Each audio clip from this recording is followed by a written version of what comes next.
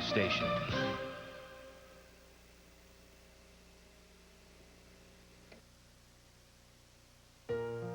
Today in Portland, one of the good guys in high school football calls it a career.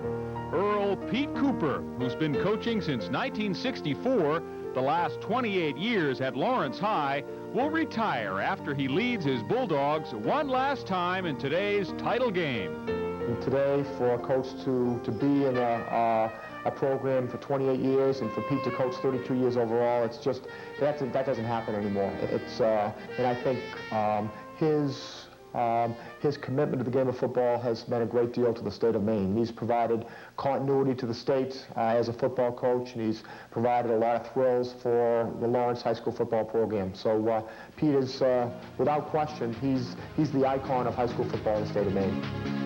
The following is a sports presentation of Fox 51 in Portland and Channel 5 in Bangor. Next, the Class A high school football state championships between the South Portland Red Riots and the Lawrence Bulldogs. Are you ready for some football? Live from Fitzpatrick Stadium in Portland, John Wolfgram and the South Portland Red Riots meet Pete Cooper and his Lawrence Bulldogs. Good afternoon and welcome. This is going to be fun. It's a perfect condition here at Fitzpatrick Stadium for the state championship in Class A. I'm Tim Throckmorton, joined by Mike Hale and George Hale for this encounter between two undefeated football teams. And Mike, coming in here, South Portland certainly on a roll. Well, they've had 2 great seasons. It's hard to do what this football team has done for any athletic team. 2 years in a row undefeated and, of course, defending state champions. They've had a great season. They have a tough defense, and they had a lot of experience back and outstanding linebacker and quarterback.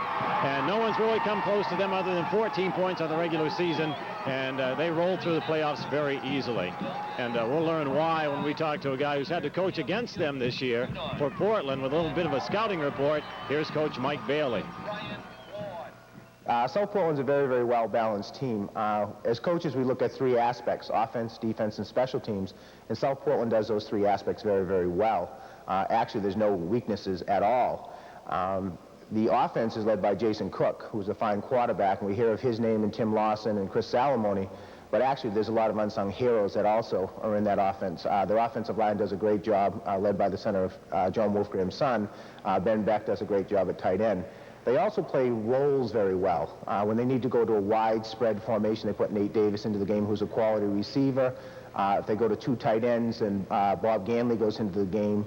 So it gives a diversity, and Kierstead also can play fullback if they need that. So they don't give up anything when they substitute.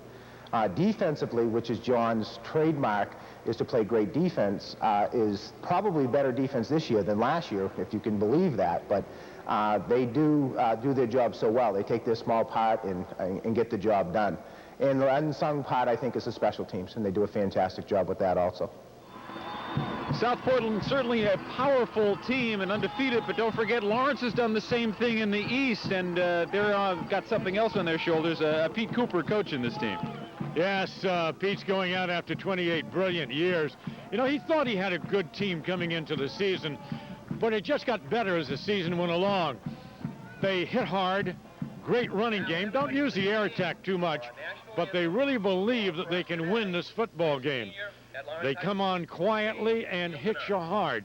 If they stay with South Portland early in this ball game, we could see this thing going all the way to the wire. I think it's critical that they really stay with South Portland early.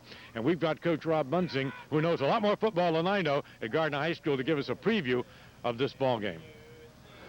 Championship football teams need to do 2 things. One, they need to defend the run, and they need to be able to rush the football. And in the Pine Tree Conference, no team has done those 2 things better than Lawrence High School. On the offensive end of things, they have a potent duo in their backfield, with Nick Buck at fullback as both a blocker and a runner, and Ryan Bolduc is an excellent tailback. Add that to the quarterbacking of Mike Clark, who is now taking an active part in running the football as he did against Bangor, and you have recipe for a great running attack, which Lawrence did. They rushed for 350 yards against a good Bangor team in the Pine Tree Conference Final. At the defensive end of things, they're a team right out of bedrock. They are rock solid on the defensive end of things, led by number 61, Matt Goggin, who plays inside linebacker in the 52 defense. His leadership is seen throughout the season. This team was able to stop Bangor after their first possession from getting over midfield. So as they shape up against South Portland, they need to be able to rush the football and stop the run, and nobody's done it better in the Pine Tree Conference. We'll hear more from Mike Bailey and Rob Bunsing at halftime about this game, and we've got our championship football game just about ready to start. Back with the kickoff right after this. Channel 5 sports coverage of high school football is brought to you by Bean and Conquest Chevrolet Geo, where we dare to deal. The University of Maine Machias, a quality education in a unique environment. Fisher, the snow and ice control professionals. Hammond Lumber, serving contractors and homeowners throughout Maine. And by your Maine GMC truck dealer, the only pure truck dealer with the strength of experience.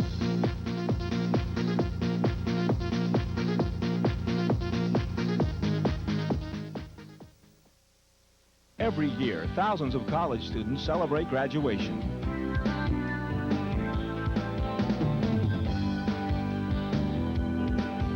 But this group of graduates truly has something to celebrate. Over 90% of Thomas College graduates are professionally employed within 3 months of graduation. Over 90%. Now that's worth celebrating. Thomas College is Maine's business college. The newest, biggest name in snowmobiles is Champion Skidoo on the Bennick Road in Old Town, just off I-95 LaGrange Milo exit 53. For the greatest selection of Skidoos in the area and great service for all makes and models. Champion's ready-to-ride inspection is the most complete in the state. For a limited time, sign up for a chance to win free preseason service. Trade in your old sled. We'll even take your suit and helmet in trade. Get a new Skidoo for as little as $87 a month, or Skidoo's Formula Z for just $125 a month. See the best selection today at Champion Skidoo on the Bennick Road in Old Town, just off exit 53. State championship football game. 6 officials on hand for this one as they're bringing in the best around, and led by Warren Forbes, who's the referee, umpire Greg Flaherty, linesman Rod Buck, Alan Snell, Jeff Dubois, and Vinny DeFilippo calling this game out here on the field today. State championship in Class A football. Now let's go upstairs to Mike Hale and George Hale. Guys? All right, Tim, thank you very much. Jonathan's going to kick it off. Lawrence won the toss. They've deferred. And back deep, and you keep your eye on him all afternoon.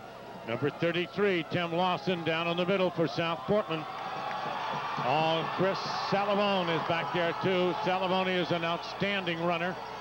Oh, that makes up the big group back there. Matt Best will be back there for the Riots. And the Lawrence Bulldogs are ready in their blue, pumped up.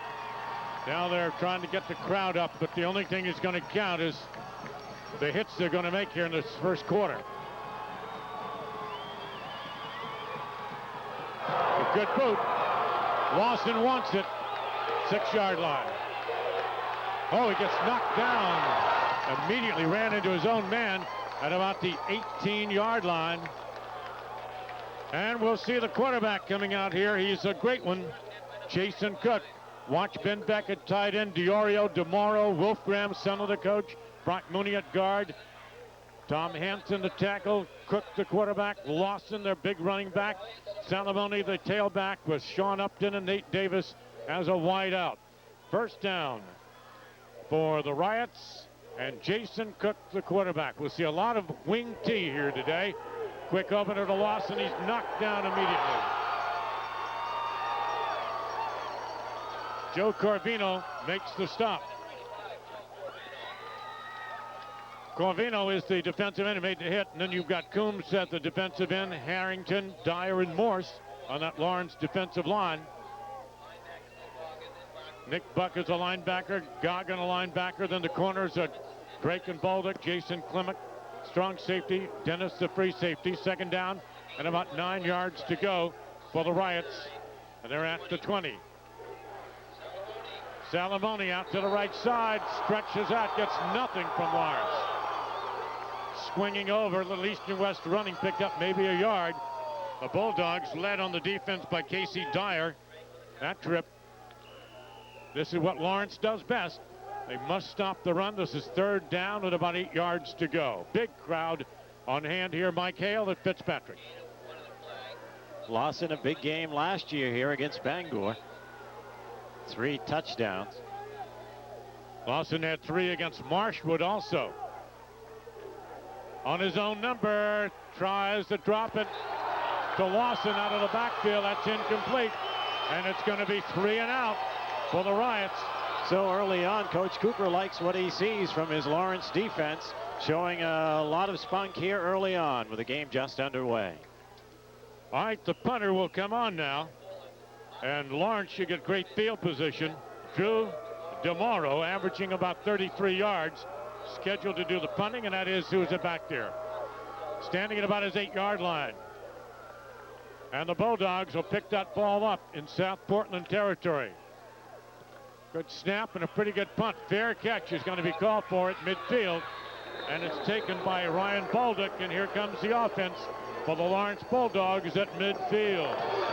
It's not a bad place to start your first drive of the game, George. Oh, boy, I'm excited. Let me take my coat off. George, put your coat back on, please. All right. That's a 30-yard punt, about on his average, maybe a little under.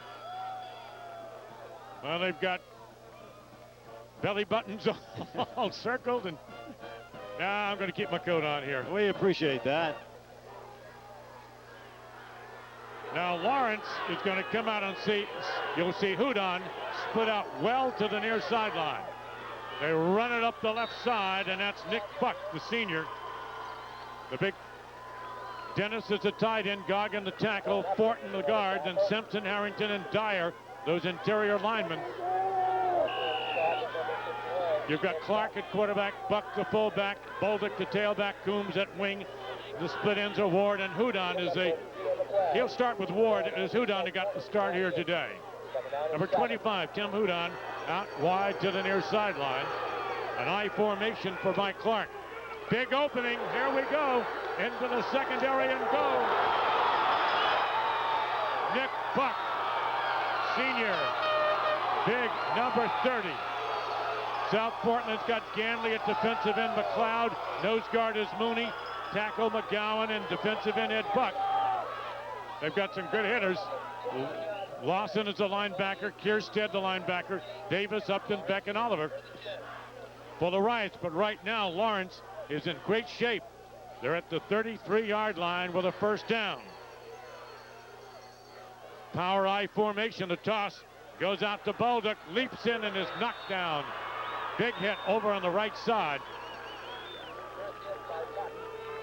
Looks like the nose guard, Brock Mooney, number 57, slid over and made the hit for the South Portland Riots. This is going to be a second down and about 8.5, 9 yards to go.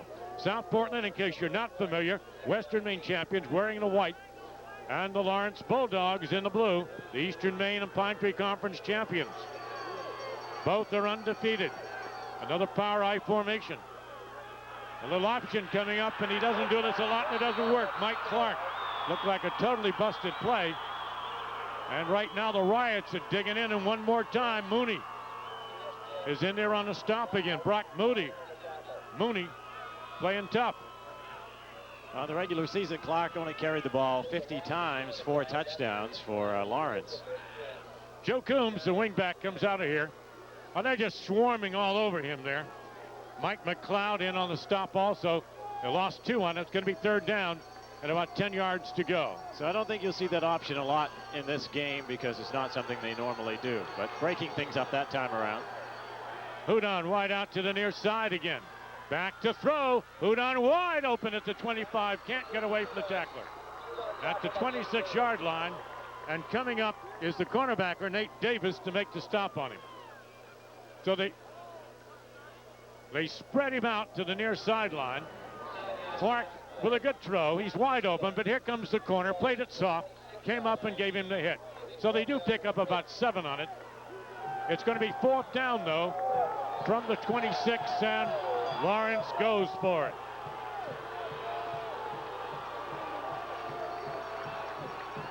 We're looking for Baldock on the carry. It's going to be a pass. Instead, he threw it out to the wing. He's got the first down. Chad Dennis, the tight end, went down just far enough to the 20-yard line. Pete Cooper is pulling all the stops out here today. And Nate Davis of South Portland will see in on the tackle again on this pass on the outside to Dennis. So good drive underway for Lawrence. Davis, the cornerbacker, coming on him again. Well, everybody looking for Buck and Baldock, but in the air quickly, Clark has been up there.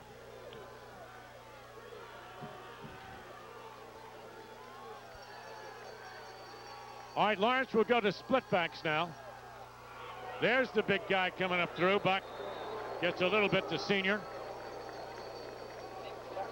Big number 30, look for 30 and 32 in the backfield all afternoon for Lawrence. And of course, it'll be 33 you'll look for in South Portland all afternoon. That's going to be Lawson. Mooney, the nose guard, makes his third tackle on that last play. Hudon is going to come out wide again. He looks like the lonely end out here. Big rip up the middle. Here comes Baldock. Won't quit, all the way to the goal line. Ryan Baldock, tremendous leg drive, takes it to the 3. You see, we're spreading it out with Hudon way out. They're now worried about the pass. Here's a real good look at this play. Now watch the second and third effort in here by Ryan Baldock. Stays on his feet, leans forward. He's going to pick up another 5 or 6 yards right there. 1,214 yards on the year to lead the Lawrence Bulldogs. First and goal for the Bulldogs, trying to get first blood. Driving and touchdown, Ryan Baldock. He was hit at the line, but put his shoulder in and takes it in for the score.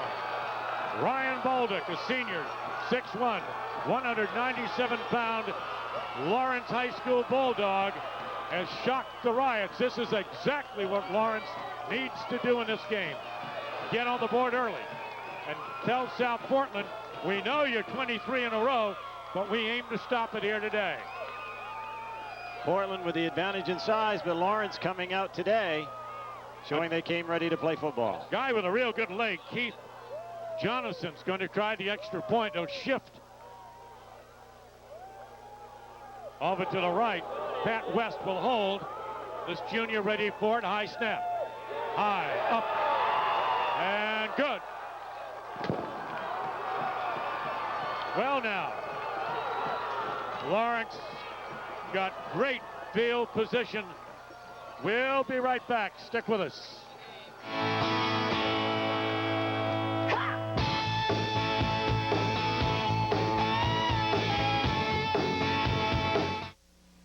Share your holiday spirit by helping Maine families in need.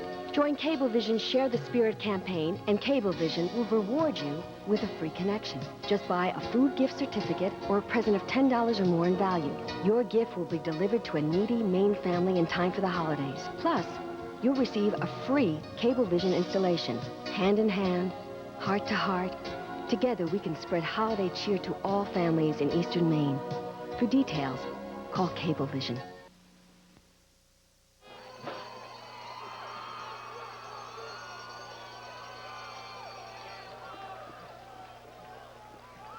All right, here's the touchdown you just saw. Big number 32. Look at the leg drive on this guy. Reaches out and sticks it in over the goal line. Hey, gang, that's football. Ryan Baldock, that's 9 plays, 51 yards. Here's Tim. You know, George, South Portland's only been allowed 5 touchdowns this season. Teams have scored only 9 points against this South Portland team in the last 5 games. Lawrence certainly trying to prove that they are not a normal opposition. They're off to a good start. George? On the drive, Buck 4 carries, 21 yards. Baldock 4 carries, 19 yards. Big kick, way back to Lawson. Back to the 5, 10, 15. Big traffic at the 20. I like this young Kierstead. I don't mean Kierstead, I'll give you his right name. Jonathan, I meant. He's got a very strong leg. That's a good high school kick. He had a field goal of in between 31 and 40 yards for the only field goal that he's had a chance to kick this year for Lawrence Bulldogs. So he does have a nice leg on him. Well, the quarterback is Jason Cook, senior.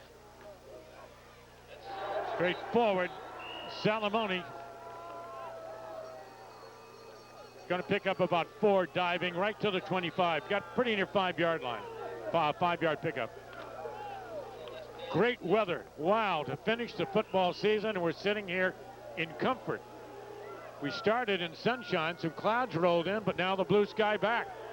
The field is not as good as it looks on TV. It is very loose, and you can already see it chewing up. Pass out to the right flat. They got him open. Close to the first down, and breaking tackles out there is Davis. Nate Davis is split in. They will throw as much as they run sometimes, and Jason Cook found Nate Davis and picks up a first down at the 36. He's a junior, and actually the South Portland team's fairly young once you get out of some of the main positions, so they could be threatening again next year. I think they've been threatening for the last decade, the way it feels. Seems like it. Delay handoff. Salamone's thrown down in the backfield. Big hit by Corvino. Joe Corvino, 6'5", 220. Stops him short on that run. Well, he had good penetration. He's a heads-up football player. He's a defensive end on that side. Came blowing through. Actually came from the opposite side and blew through and got him. Good quickness. Good nose for the ball. He kept right on his man. Jason Cook back up under. He's lost back to second down. Here's the toss. Lawson gets to the corner, and they're going to pull him down. Look who got him. Oh, Ryan Baldock, who scored the touchdown, took the outstanding Tim Lawson down by the shirt tail. That's not easy to do. On the quick pitch, here comes the penetration, grabs him, he's got him by the shirt. I'm holding on for dear life, King. This Lawrence team playing with a lot of enthusiasm. Of course, they know this is Coach's last game, and they want to send him out, and the adrenaline is high today for the Bulldogs. Same way they played against Bangor in the first quarter. Cook rolling out right, sets up, he's got the bomb, he's got a man, it's intercepted. Chad Dennis, yes. The free safety, Chad Dennis, in double coverage, took it away from Davis. The turnover will give Lawrence the ball at the 40. Well, Cook put it up. He put it into where he should put it, really. He was throwing into double coverage, but he got it deep. It was not a badly thrown ball. It hung for a long time there, George, right for the chance for the Lawrence defense to recover. A hair short. Davis couldn't get to it. Look who's got it. Dennis, quick. For Lawrence, they're back on the attack again, leading 7-0. Right up the gut. Here comes Ryan Baldock out over the 40 to the 43-yard line. Tell you, he and Nick Buck all year, you look down through their stats like they took turns each game, 2 or 3 touchdowns each, and Ryan Baldock leading the way. Second down and about 8 yards to go. 3:30 to go in the opening quarter. Nice to be with you on Channel 5 at Bangor, but also on Fox 51 here in the Portland market. Bright sunshine, everybody very comfortable this afternoon. Split backs, toss left side. Here goes Baldock.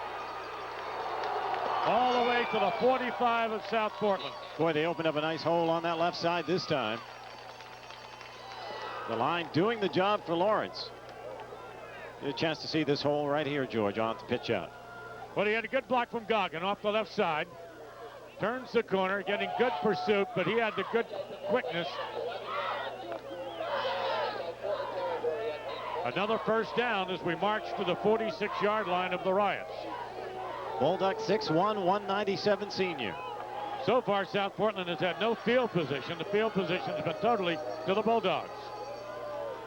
Slot right. Clark rolling. He's got to hurry, keeps it 45-40, on his feet 35-30, out of bounds.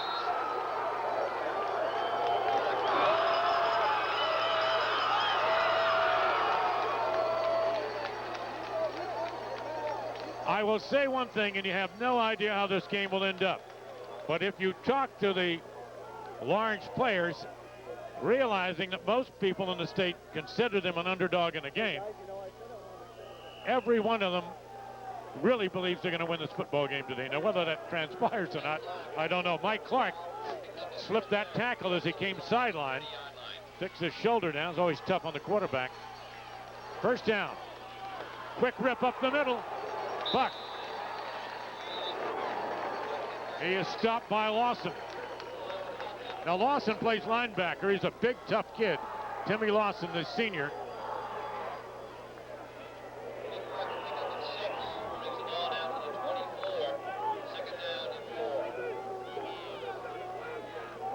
Old Orchard leading Dover in the State C, 8-0, second quarter. Power I now, second down. Balding. Heavy traffic, but he won't go down. He fights till the 20, very near the first down. Should have been stopped a little short. But he put the leg drive into second gear and drives himself to the 20. And Pete Cooper, in his final game. I might also say that this is Mike Mealy's final game, too. Wonderful guy. He's the assistant coach, one of the assistants. A lot of rumors about who will be the new coach at Lawrence next year. I guess Brad Bishop might be considered the heir apparent, but I really don't know. Mike Mealy was on the first team that Coach Cooper ever had at Lawrence back in '69. He's leaving with him. Third down, quarterback sneak. I don't know. Very tough. Yeah, it's going to be a close call. Mike Clark driving over the wedge block. Needed about a yard, and they may have to bring it in. They will. Bright sunshine. Mike, I have seen games in the past when we were shoveling the field to get here. Today, look at all the color that we have here this afternoon with the sunshine. We're looking into the South Portland stands with their red and white, the blue and white at the near side. And they're going to be short. Yep, just from here, it looks like, yeah, just inches. Lawrence leads at a 9-play, 51-yard drive, and they take a 7-0 lead with 1:21 to go in the quarter. Now, these two teams played in an exhibition game before the year and played very, very close. You can't tell much from that, but they have faced each other in preseason. Well, Lawson did not play in that game. They both scored a couple of touchdowns a long time ago. Oh, I don't know. They dived for Nick Buck, and I don't think they got it. I don't think they did either. Oh, my goodness. Big defensive move if they don't. He needs a spot. South Portland thinks that they've held. They may have to bring the chains in. It all depends on where that man with the hat puts that ball. It looked like he did not get it. However, you look for the penetration. They're going to bring the chains in again. The ball is at the 20. It's going to be exceptionally close. Looks short to me. It is short. It is short.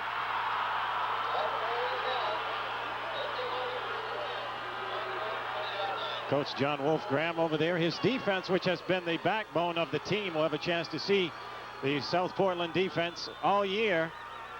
Have been doing this to teams, and Lawrence gets it this time around. Pete Cooper, John Wolfgram, two fine coaches out there today. All right, here we go with the South Portland Riots trying to get something going. It ends up on their own 20. It's about as good as a punt, but Lawrence wanted more. It is 7-0 Lawrence here in the quarter. They'll run a single setback. Pass almost taken for distance. Davis had it, dropped it, and I want to tell you something. He holds onto that ball. He might have an 80-yard completion. He had two Lawrence defenders on each side of him, but one step beyond them, he would have been on his way. Ball was thrown hard. He had it for a moment, slipped out. You can expect, at least I expected, more in the air today from South Portland and Lawrence, but Lawrence came up throwing the ball today. They mixed it up very nicely early on. Second down and 10. Rip up the middle. There comes Lawson. 24-yard line, getting a good block by Mooney. Brock Mooney, the right guard, got enough of a hole. He picked up about 3 to 4. It's going to be third down and about 7. It's been a real clean first quarter as the clock winds down. No flags in the game yet. You normally don't see a lot of that in a state championship game. Both squads have been told stay away from that kind of stuff. Fake pitch, counter. Here comes that wing T, and it's not going to work. Upton. Outstanding tackle. That's the misdirection that you'll see a lot out of South Portland. Jason Clement, senior, 5'7", 156, brought him down in a hurry. Well, I tell you what the hurry is. You're going to go 3 and out. And the punter tomorrow is going to come out here again. Well, this whole first quarter has been played in South Portland territory. With 5 seconds to go, tomorrow will punt. And Baldick is back there. And back there, that's going to be the quarter. And back there with him is going to be Travis Drake. All right, that's the end of one. And Lawrence leads it by a 7-0 score.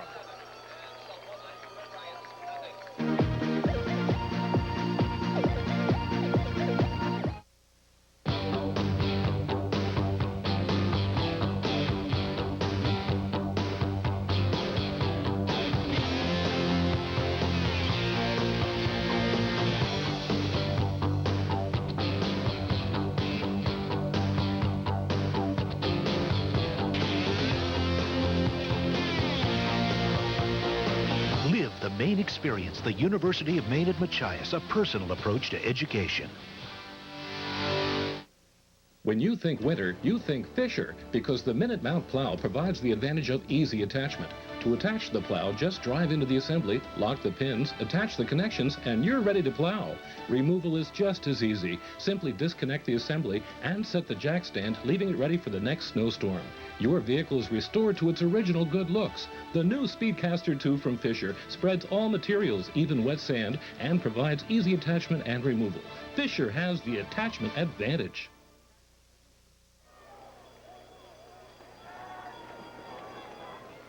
South Portland had a total of 3 yards gained on the ground in the first period to 79 for the Lawrence Bulldogs. Lawrence High School will get the punt now, but they're looking straight into a sun. This is a tough field right now. High punt. Fair catch is going to be taken at the 40 by Baldick, and that is tough. That's almost like the right field or sun field. He was shielding his eyes in this bright late fall, it's not wintertime, gang, late fall sunshine. At the 40-yard line, Lawrence had 79 on the ground. South Portland a +3. That's amazing. Lawrence 2 for 2 in the air for 13 yards. South Portland 1 for 4 for 11 yards, 1 interception. Lawrence 92 yards. South Portland 14 yards of total offense. Lawrence leads at 7-0 with 11:53 to go in the quarter, in the first half. And a first down at their own 40-yard line for Mike Clark and his group. Tailback's going to be Ryan Baldick out of the power I. And he keeps it on his own. Fakes, bumps, goes to the side. He runs pretty well. Knocked into the South Portland bench at the 50-yard line. Mike Clark. An 8-yard run rolling out the right side. Well, he didn't run a lot during the year, but he does run. That was 46 yards, 46 carries, 177 yards on the year, and he comes over and talks to Pete Cooper on every down. That also takes a little bit of time, so when he gets back, he has to hurry that call and get his center, Tobey Simpson, out there on the line. But he picked up 8 yards. It's second down and 1 yard to go. That's Buck up the chute to the 50. Make that Baldick. Ryan Baldick. He is short of the first down, a third down and about a yard at midfield. Happy to be with you, George Hale, along with Mike Hale, no relation. Friends, but no relations. And happy to be with you on Fox 51. They always do a great job. The Portland area and Channel 5 in Bangor. Time flies. We've been working together like 9 years now. You telling me you saw Pete Cooper in his first game at Maine, and now you're doing his last game here at Lawrence. I'm sorry you said that, but that is true. I broadcast I think the first football game he played at Maine, and knew him as a player, and I've enjoyed him. And you know, I had Wolfgram too. John Wolfgram, I was told at one point, might have been as smart a football player as ever came through University of Maine. A center and a terrific one. First down. Here comes outside of Bulldog. He's got room 40, 35. Oh, one more move, he's gone. He was tripped up at above the 43-yard line. If not for that, George, he might have been in the end zone by now. Somebody tripped him up. The Lawrence fans are ecstatic, but we have a long way to go here. A chance to see who did trip him up and how close he came to heading into the end zone. Ryan Bulldog. That's some nice blocking there. I just tripped. This field is a little loose now. Not the greatest, but it's marvelous for this time of year, but still not what we had early in the season. It's a little greasy after the thawing overnight. Full house backfield, bang. Whoa, look at the pads. That was a hard hit. Nick Buck knocked down at the 35-yard line. I could hear that. Ooh, somebody's going to be sore. That'll rattle your teeth way up here. A good shot with John Boyer and his camera crew today on the replay.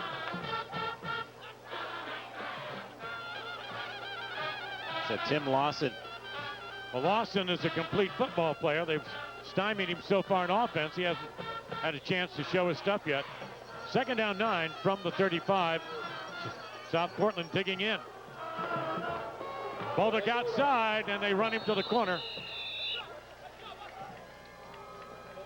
In the state Class C, Old Orchard leading Dover Foxcroft. Foxcroft Academy 8-6 in the second period. I believe that game's in Bangor. We'll give you updates as we go along here this afternoon in all of our games. Remember, there are 3 games. Mountain Valley and Belfast at Colby, and Old Orchard Beach and Foxcroft at Cameron Field this afternoon.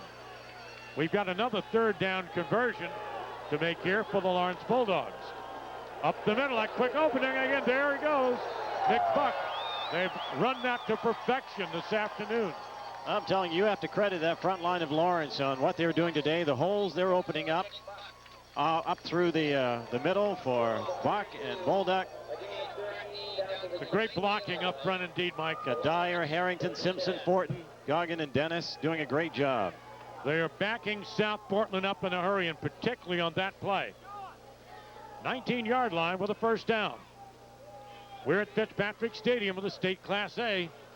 Biggest schools football-wise. Power I again. Clark having a great game.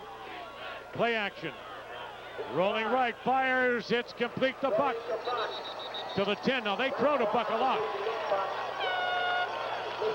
Buck out of the backfield is the #1 receiver.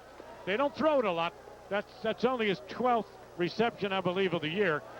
Look at the time he has. Well, he rolls out, he gets his time. There's Buck going sideways, and again that corner, Davis, playing very tough on him again. 2nd down and about 1 yard to go. Clark, after talking to Pete Cooper.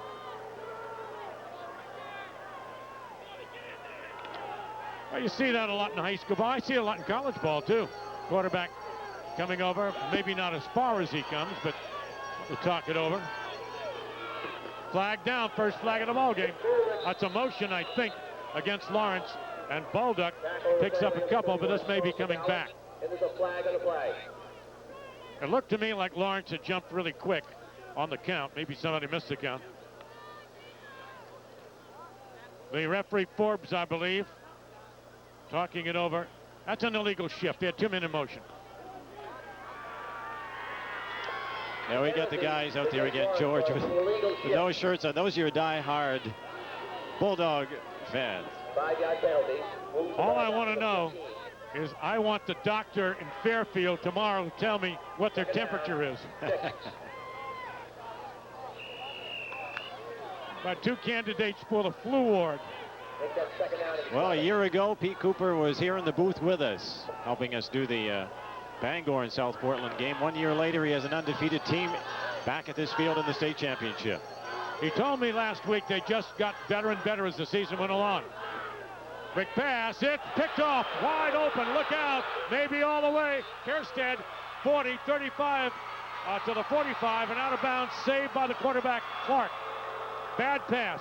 He doesn't throw it a lot, and I think when you see that on replay, he never really had a shot. So now each team has turned it over with interceptions, George, this time around. Clark brings it over on the left side, and it's picked off. That's He threw it right where he shouldn't have thrown it, to be honest with you. Kierstead with the big apple in his hand. 6', 212 junior with a big interception, and things turn around for South Portland. They're down 7-0, 9:04 to go in the first half. First time they've been in Lawrence territory this afternoon. Lawrence leading 7-0. All right, they have twins to the left side. Here's Cook to throw. The bomb wide open and off the fingertips of the receiver. Way downfield. I believe that was Matt Best. That's who it was. He was very close to being out of bounds when the ball finally did get to him, as we'll have another chance to look at this play. But it was a good pass, just a little bit out in front of him, and he couldn't hang on to it. Matt Best is a junior. All right, Jason Cook, who does throw it a little more often than his counterpart. Second down from the Lawrence 49. Toss back, Salamone, nowhere. Gang tackle.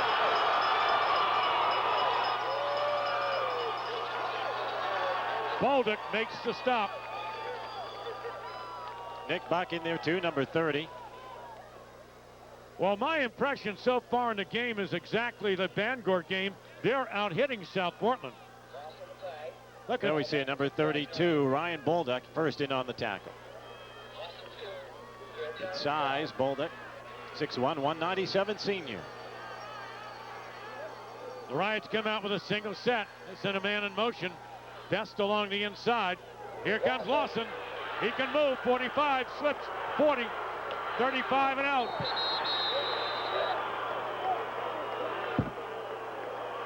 Chad Dennis, big tackle there to stop him. Number 33, you see him there now. Tim Lawson, 5'10", 210 seniors. We take a look again as they bust open a hole for him on the right side. Finally, Dennis will catch up with him. Make no mistake, this guy's a very fine football player who hasn't had a chance yet to show his stuff. Knocked out by Bolduc, right into the principal. Jim Maracchio almost got it. Wing T. Salamone going left side, nowhere. Lawrence corners are playing exceptionally well. The defensive end Corbino has played well, so has Coombs. The linebackers Buck and Goggin, they're playing very tough. That's a pickup of 2, second down and 8. John Wolf Graham, who's lost a lot of weight since he was a center, I'll tell you that. Does that man look like a center? Not these days. Looks like a marathon runner. Wing T right. Split end left side. Quick pass coming up. Look out. He's wide open. At the 10, to the 5, all the way down, close to the end zone, Davis. Nate Davis. That pass has been sitting there. He's been open a couple of times, and they finally get it, and the Riots have come alive after the turnover, and they're down to the 4-yard line.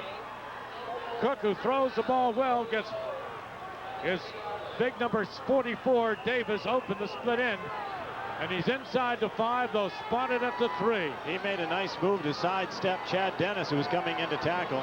He stepped over Dennis at the last second. The Riots are back. Here comes Lawson to the corner. Knocked out of bounds. Let me tell you something. That guy runs well, and it takes some good tackling to bring him down. He had 2 guys on him. And Tim Lawson, a 5'10", 210-pound senior. Bolduc takes him down. That's not uncommon, of course. The Riots have a great running game. Very balanced team.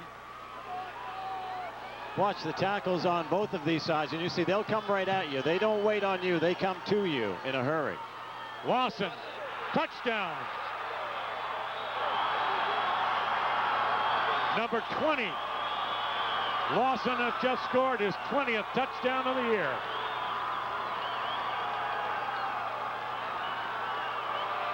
To make it 7-6, and the Riots are very opportunistic. They were deep in their own territory when they intercepted the ball by Kierstead, ran it back, and on a solid drive are about to even it up if they can get the PAT. And Kierstead will come on to do the kicking. He's a pretty good kicker, 34 for 39, 87%. He's also the guy that started it with the interception. High snap, boots it low, but it's good. Hey, gang, how about this? 7-7 tie. Two outstanding football teams. We'll be back in about a half minute.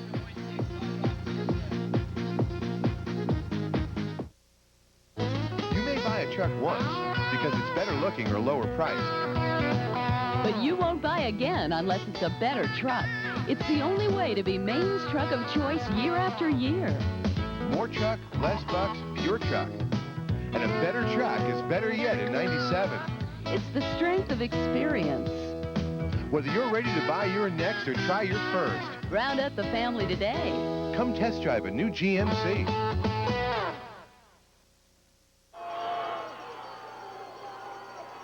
All right, let's take a look at the touchdown. Number 33 gets the ball. That's Lawson. Sticks his head in. Look at him, submarine. Bango, touchdown. I like this guy. He's good. Long way, 7 plays, 47 yards after the turnover on the interception. So Lawrence showed a little chink in her armor that time. And we've got us a 7-7 tie, the East against the West. The final football Saturday of the year. We play round ball from now on. They've already started practicing and playing some exhibition games, so this is the finale for football. Sure is. All right, here's the kickoff. This is Ben Beck for the Riots. Left-footed kicker. Going to be a little short. Taken by the up back for Lawrence. That's Clement. A lot of traffic. He goes down. Flag down. Late hit, maybe. Maybe a late hit. You know, sometimes after you score a touchdown, that adrenaline gets flowing, and maybe we had a little problem here. Let's see what's going on. Although, the first indication was that they were going to talk. That's a face mask, yeah. You've got to be careful in this game with flags. You don't want any problems. Little exuberance, little excitement. Why not? You're going to remember this the rest of your life. You're in a state championship game. I want to tell you, Mike, it's a big penalty. It doesn't get any better than this if you're a young athlete. Both sides, 2 good undefeated teams, 2 outstanding cards. A major penalty. That's going to give them the 43-yard line.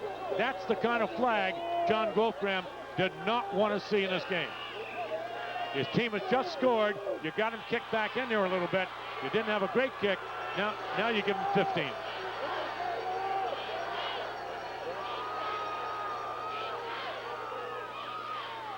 Here comes Bolduc. Goes to the corner. Now look at the tackling on South Portland. It's picked up a notch. They've got the score. There's Mooney, the nose guard, in on it again. Big old number 76, Mike McLeod, the defensive tackle, also driving into the tackle. Well, earlier, George, we talked with South Portland's John Wolfgram and asked him about Lawrence's skilled position people. This is what he had to say. Ryan Bolduc is a superb athlete. He's quick, elusive, has breakaway speed, reacts very well. He's a very athletic tailback. Both the fullback and tailback are very athletic, and the quarterback is an athletic kid also. So I think if you look at them, it's not necessarily their physical prowess, but it's their athleticism that is the thing that's the reason for the success. Nick Buck on the carry, that quick opening play again. Big Bucky gets it up over the 50s into the 49 now, and we one more time march to South Portland territory. Score is tied 7-7, and we're about 5:53 away from halftime. Number 14 is Clark, the quarterback. He's had that one interception. It did come back to harm him. Now he's back out. He's had a very good game, though. Both teams are playing excellent football. Power eye. That play's dead. They blew the whistle at the snap. It came from a trailing official. The whistle, the flag came up on the line. We'll see what's going on. It's a dead ball on the 3rd down. They're going to back Lawrence up 5 yards, maybe. It's a legal procedure, and they're going to back him up 5.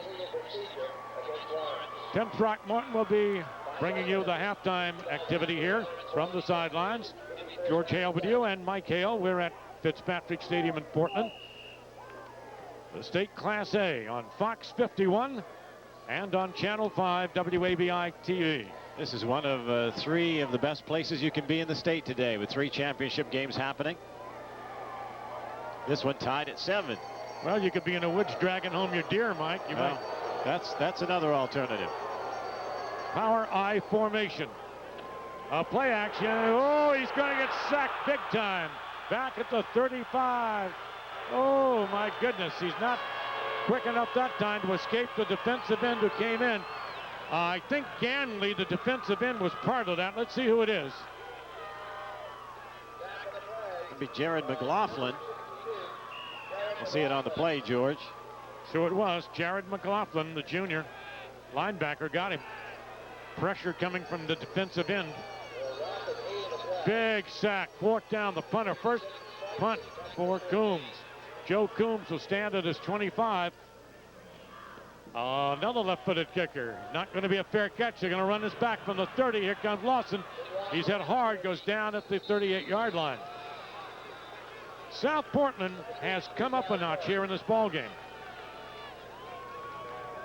It's evened out very much at this point in the game, and Lawrence came out sky high to start the game, but it's really come back to both teams getting into reality of things now. Well, I think the emotion was one thing. I think they just executed extremely well. They had great field position, and they took advantage of it. But now, after the turnover, they absolutely have come along, and South Portland is really beginning to arrive in the football game at this point.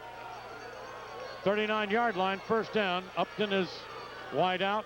They're going to go to Salamone. Penetration for a loss. Flag down. Big penetration. Corvino made the stop. The flag came flying out. Let's see who's it against. I believe it's going to be probably a hold, but let's see if that's what they call. Ball is marked at the 35. That's where the loss was.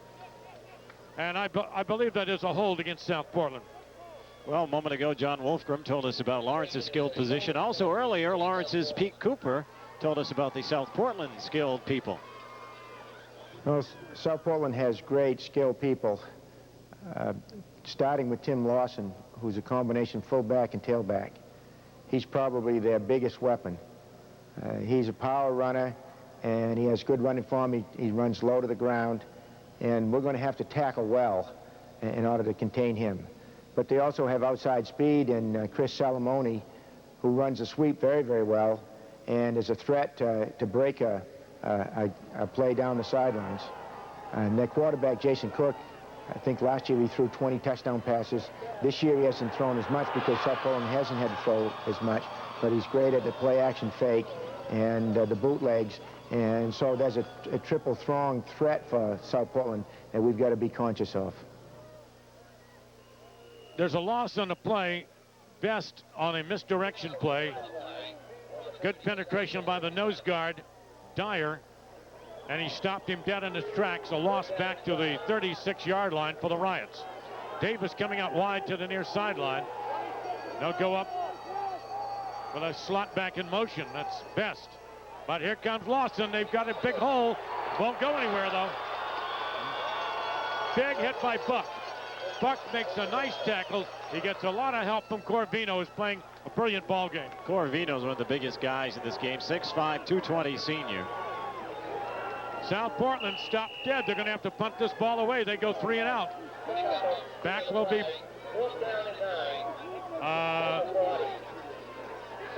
see, they'll send Boulder back, and let's see who they also have back there with him. Looks like it's going to be Travis Drake, and that's who it is. Here's the punt from DeMauro.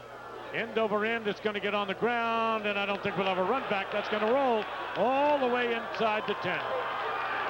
This field is fairly soft. A 51-yard kick by DeMauro. That'll be a 51-yard punt with no return. Belfast trying to win a state championship, leading 26-6 this afternoon.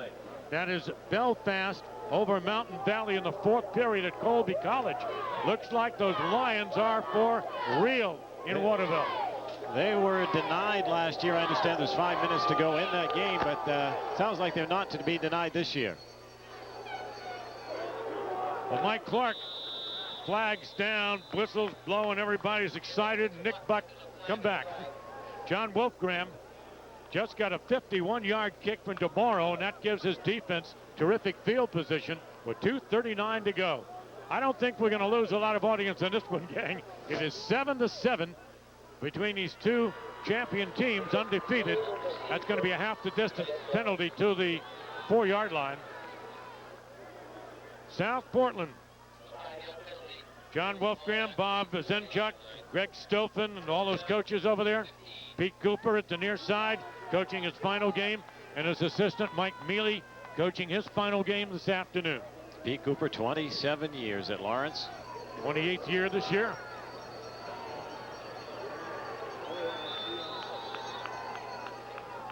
Time call. I'm not sure whether Mike Mealy's up or down. We're going to get a timeout, and we'll be back here.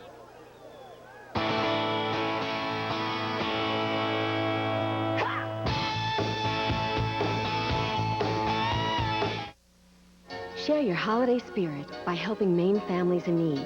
Join Cablevision's Share the Spirit campaign, and Cablevision will reward you with a free connection. Just buy a food gift certificate or a present of $10 or more in value. Your gift will be delivered to a needy Maine family in time for the holidays. Plus, you'll receive a free Cablevision installation. Hand in hand, heart to heart. Together we can spread holiday cheer to all families in eastern Maine. For details, call Cablevision. Bet you take great care buying a car. Yeah, and I could use a new car. Baby, I'm yours. The 97 Skylark. Dual airbags, traction control, roadside assistance, even anti-lock brakes, all standard. Good, because I want the most for my money. Then get Skylark, the luxury you deserve, and with $1,000 cash to you, a price you can afford. $15,495. Make Skylark yours.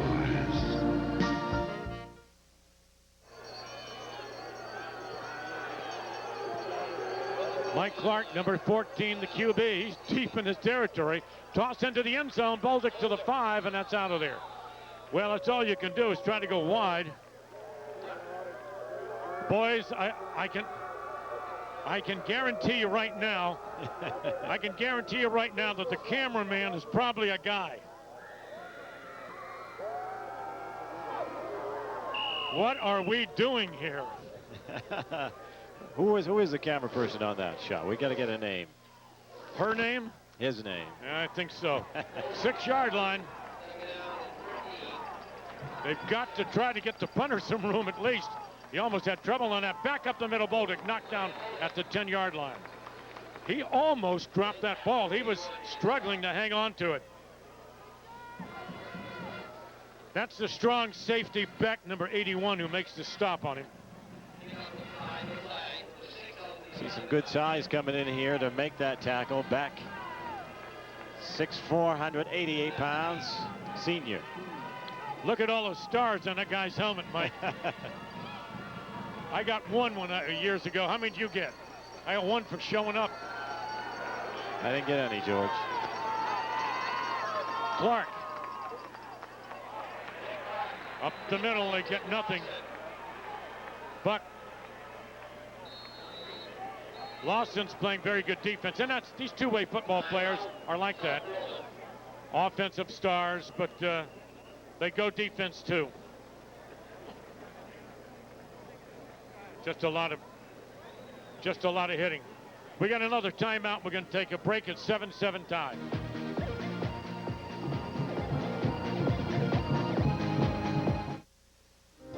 Precision engineering.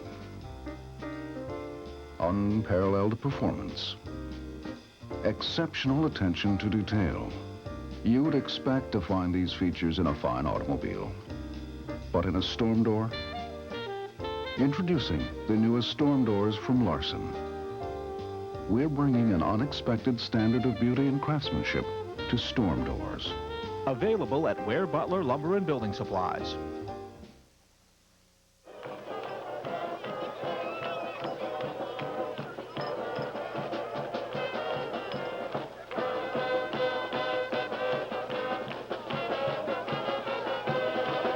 Everybody always wants me to introduce Al Hackett. They always say, what does Al Hackett look like? Well, he's on your screen right now. Yes, he really worked to get ready, my statistician and right-hand man. Here's the punt from the end zone. Oh, I think they got a piece of that. I think they did. And it is out to the 24-yard line. That was partially blocked. Coombs kicked it, and I believe it is touched. It's a very short kick, and South Portland, with 1:38 to go, will have an opportunity to grab a lead. Let's see if they get it. Nope, nope. Bad kick. Never got it. My angle. Just got under it too much. Yeah, just a bad kick. Hard to tell from where we are, but John's instant replay and the reverse angle or whatever got me. Look what's going on now. South Portland can get the lead quickly. Back to throw, end zone. It's going to be overthrown. Hit the upright. Good coverage. He had to throw it high and long and a little bit too far out. Jason Cook has got a great arm, I think. They've shown us a lot today. Well, on the passing attack, we gave that a plus to South Portland in the game. We thought that might be one of the telling differences. They do a little more of it. He's had 11 touchdowns on the year, 741 yards, so he's a good passer. Right there, 8, Jason Cook. Lawson, of course, gets all the headlines, and he should. Second down, stopping the clock, 1:33 to go after the bad punt. Great field position. They'll go into a single set. Cook rolling out to throw. It is caught at the 10-yard line. First down. That's going to be Davis again, the split end. Number 44, Nate Davis, curled right at the 10-yard line and picks it up. Well, now, wait a minute. They say his knee went down at the 12. Watch number 61, Matt Goggin, coming in on the tackle. 6'2", 225. Bring him down right there. Nice tackle. That is a first down. But they have room for a first down at the 2-yard line. Big crowd on hand near the interstate. South Portland crowd. They had to sit back in the first quarter, but the second quarter after that big interception has been South Portland. They got 1:07 to score. Cook rolls right. Got some time. Now he's got coverage. He goes to the 5 and out of bounds. Well, that's a wise move by that young man. No one open. Dyer chasing him. Nobody open. Don't take a risk. Stretch it out. Got a minute to go. He's down to the 6-yard line. Going to be a second down. They can pick up a first down at the 2.5. It's a 7-7 tie with 1 minute to go. A lot of the difference in this ball game now is an interception and a bad punt. Those two things are kind of harming the Lawrence Bulldogs right now. Upton swings out as a wing. Split backs in the backfield. Here comes Salamone. He's going to be knocked down. Big tackle by Joe Coombs, number 35. Chris Salamone came rolling to the left, the tailback, and he is downed at the 10-yard line. Coombs saving the day here. Great football play. 6'1", 180 senior on the tackle for Lawrence in the blue. Another timeout call to stop the clock with 48 seconds. That's going to be a third down. Very interesting whether or not they've got field goal in their potential. We'll be right back right after this.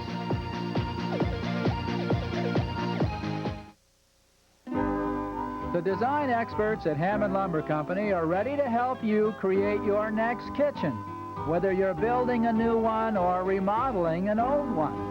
The Hammond people will turn your ideas and rough sketches into clear pictures and plans, and they'll show you Hammond's huge selection of wood cabinets with all the latest features available at factory direct prices.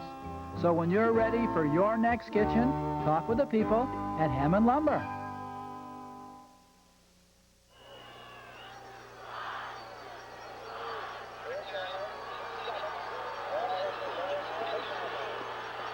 Here we go.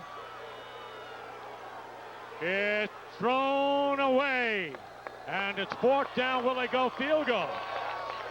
I cannot find a stat on South Portland for field goal, so I don't know.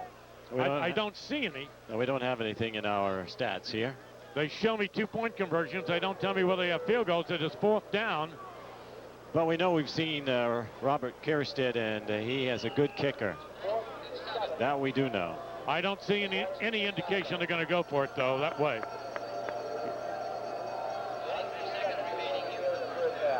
They're going to call timeout to talk it over. We are nearing halftime. 43 seconds to go. We're going to take a quick break. Don't go away. This is a big point in the ball game.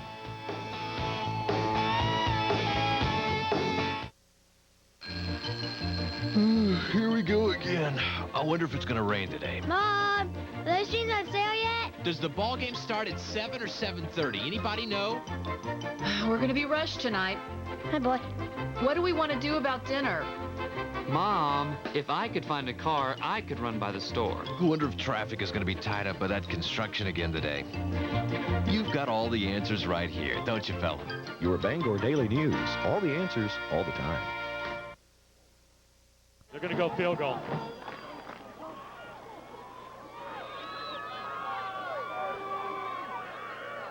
Try a field goal unless they fake something here for us.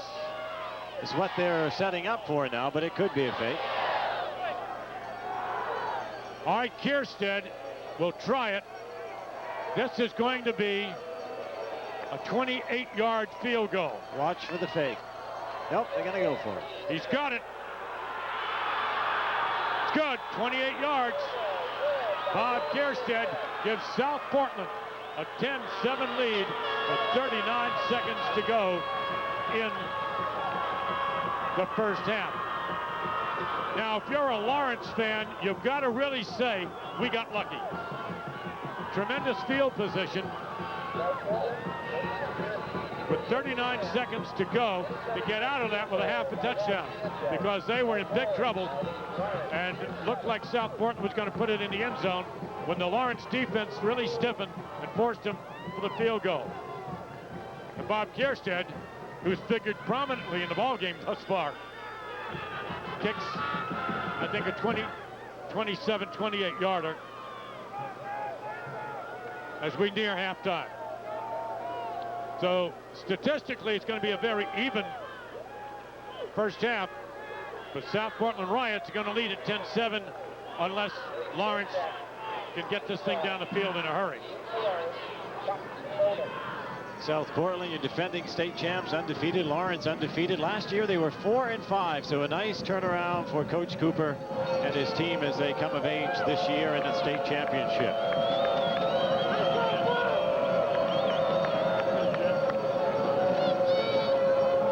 Next kickoff on the ground. It's going to be covered quickly at the 30-yard line. They didn't want to run back.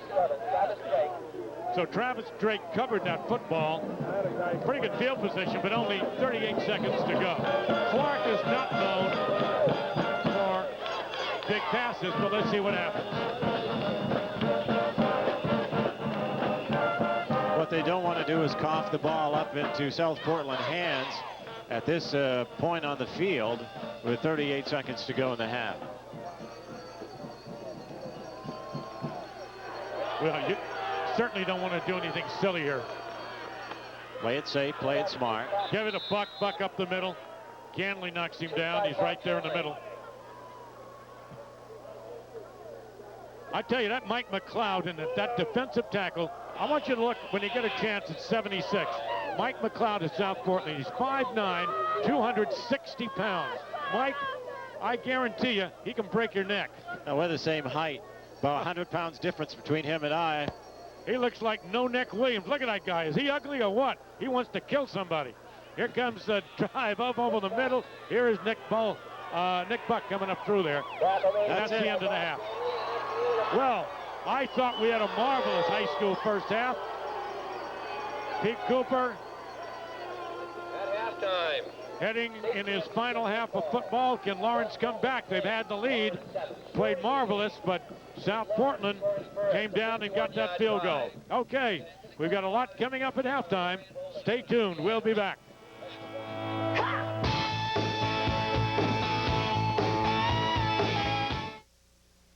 The newest, biggest name in snowmobiles is Champion Skidoo on the Bennick Road in Old Town, just off I-95 LaGrange, Milo exit 53. For the greatest selection of Skidoos in the area and great service for all makes and models. Champion's ready-to-ride inspection is the most complete in the state. For a limited time, sign up for a chance to win free preseason service. Trade in your old sled. We'll even take your suit and helmet in trade.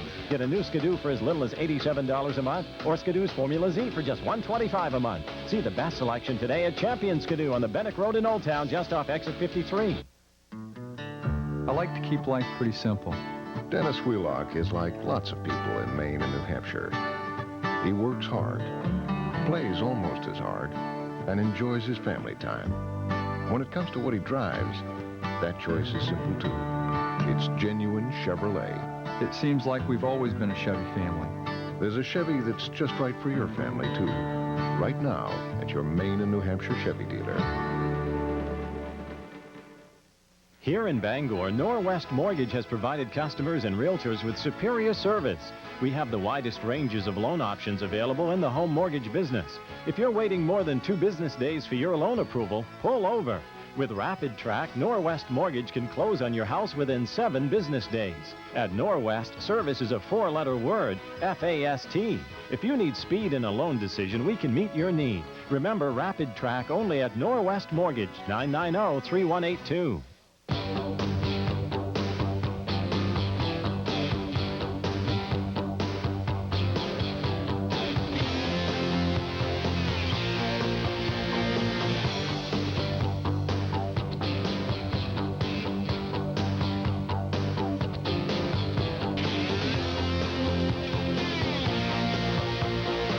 Live the Maine experience, the University of Maine at Machias, a personal approach to education.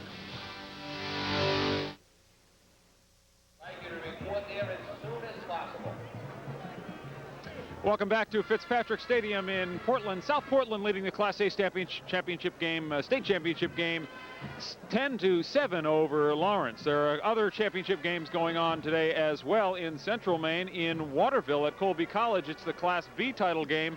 And in that one, it's Belfast with the lead late in that one, 32-12 over Mountain Valley. And they say just about a minute left in that contest. That one kicked off at 12 o'clock noon.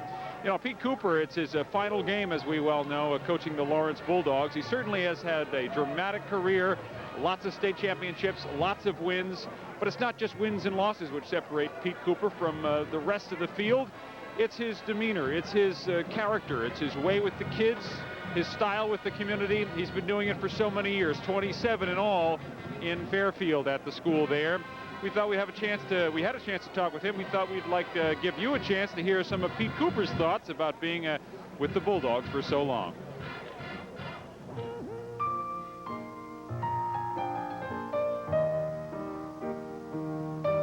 I remember my first day right out here in right field before we had a practice facility. Mike Mealy, #1 coach, now assistant coach, was a captain in those teams. And the Lawrence kids had a lot of talent. They were just looking for somebody to show them how to do it. I just try to do my job. I've loved coming to work here at Lawrence High School. I love the kids at Lawrence High School, and coaching football is fun. I've always wanted to coach football, and to me, it's just no great feat. It's just something I've wanted to do ever since I realized I wasn't good enough to play professional ball. When I had a chance to come down here to Lawrence, I could see that there was a school in the community that was a sleeping giant, and Lawrence kids are tough and resilient and love to play, competitive, and it's just been fun around here. And I don't know what I can say. It's just that I've enjoyed my years at Lawrence, and I've enjoyed the coaches, the kids I've coached, and the people I've coached with, and it's just been pleasure. I don't want them to do it for me. I want them to do it for themselves. We started way last December and started lifting and working towards the season. And after the last 2 years that we've experienced, all of us have experienced here, was not a lot of fun. And we've been working as a team to pull this off this year. I don't notice what's going on. I don't notice what's going on behind me. I like the competition during the game. The thing I like the most is in the locker room before, when you've got 40, 45 kids and 5 or 6 coaches, and you've worked for one single goal, and you're there, and you have the same feelings, and there's a relationship that's difficult to describe, And that's the things that I'll miss the most, I think. The school's great. The school is very supportive. I work for a great principal, Jim Marascio, and Brad Bishop, athletic director, and all the coaches and the kids at Lawrence High School. They're behind this football team. It's fun to come to school right now. Well, I'll miss it. I'll miss it. But right now, I'm so busy with teaching and coaching that I don't have time to think about it unless I'm talking with you about it or somebody else. But I'll miss it. In December sometime, or maybe next spring, I come out and walk around Kai's Field. I'll miss it then. I like Fairfield, small town. My family has grown up here. My kids graduated from Lawrence High School and played ball here, and we have a stake in the community here, and nice people around, and I like them, and if they like me, that's a plus for our family.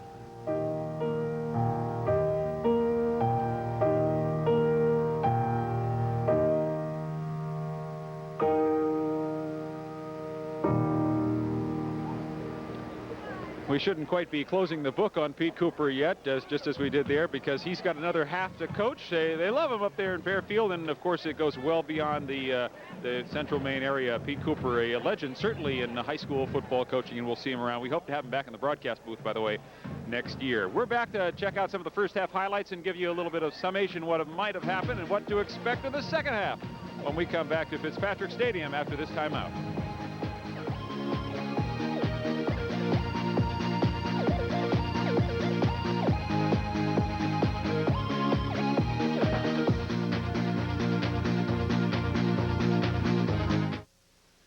When you think winter, you think Fisher, because the Minute Mount plow provides the advantage of easy attachment.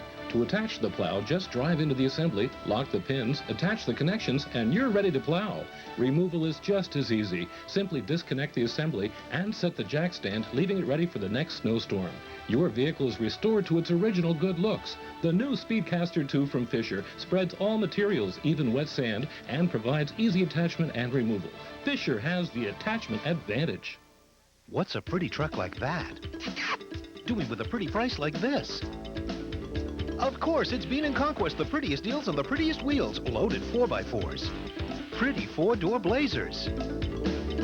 A new 97 Chevy Lumina with a pretty price, just $16,986. And a 97 Chevy Cavalier with a pretty payment, just $199.52 a month. Bean & Conquest Chevrolet Geo Summer Street Bango for the prettiest deals on wheels. Way back when the world was still in black and white, the people of Hammond Lumber Company started out in business with a tiny sawmill in Belgrade. Since then, Hammond Lumber has grown into one of Maine's largest building suppliers, offering superior quality products and helping their customers fit all the pieces together, with many special services and even free delivery. So for years of experience that you can build on, talk with the people at Hammond Lumber.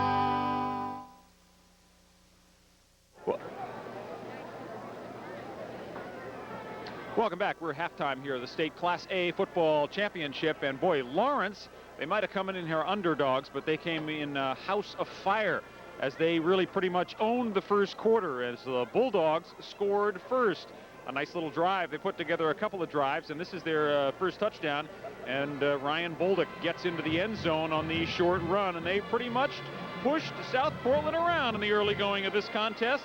In the second quarter, finally, South Portland got on the scoreboard after they got an interception near midfield, a 47-yard touchdown drive. Tim Lawson, the big guy, finally goes over from 1 yard out. That knotted it up at 7 late with a couple of minutes left in the first half. They added a field goal, South Portland did, and the Red Riots lead the Bulldogs 10-7 here at halftime.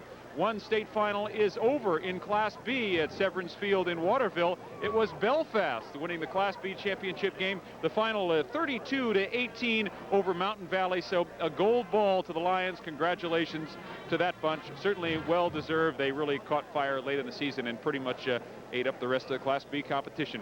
We're back to get some coaching thoughts. So we've got some experts here on hand and tell you a little bit about what we might expect in the second half when we come back here to Fitzpatrick Stadium right after this.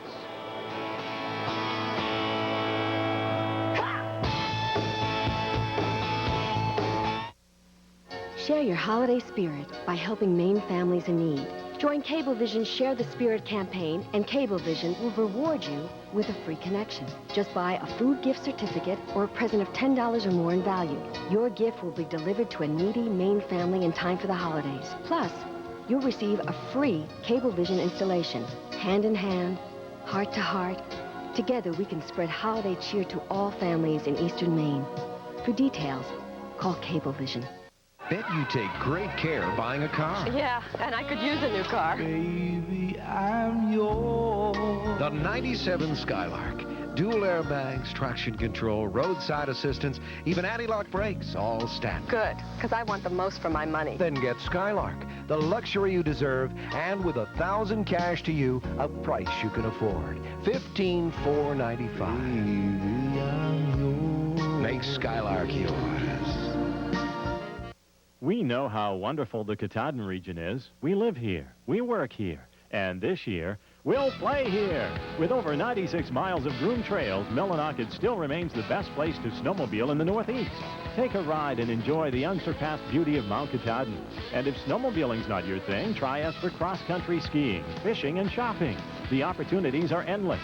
Snowmobile Millinocket and the Katahdin region this winter. For more information, call 723-4443.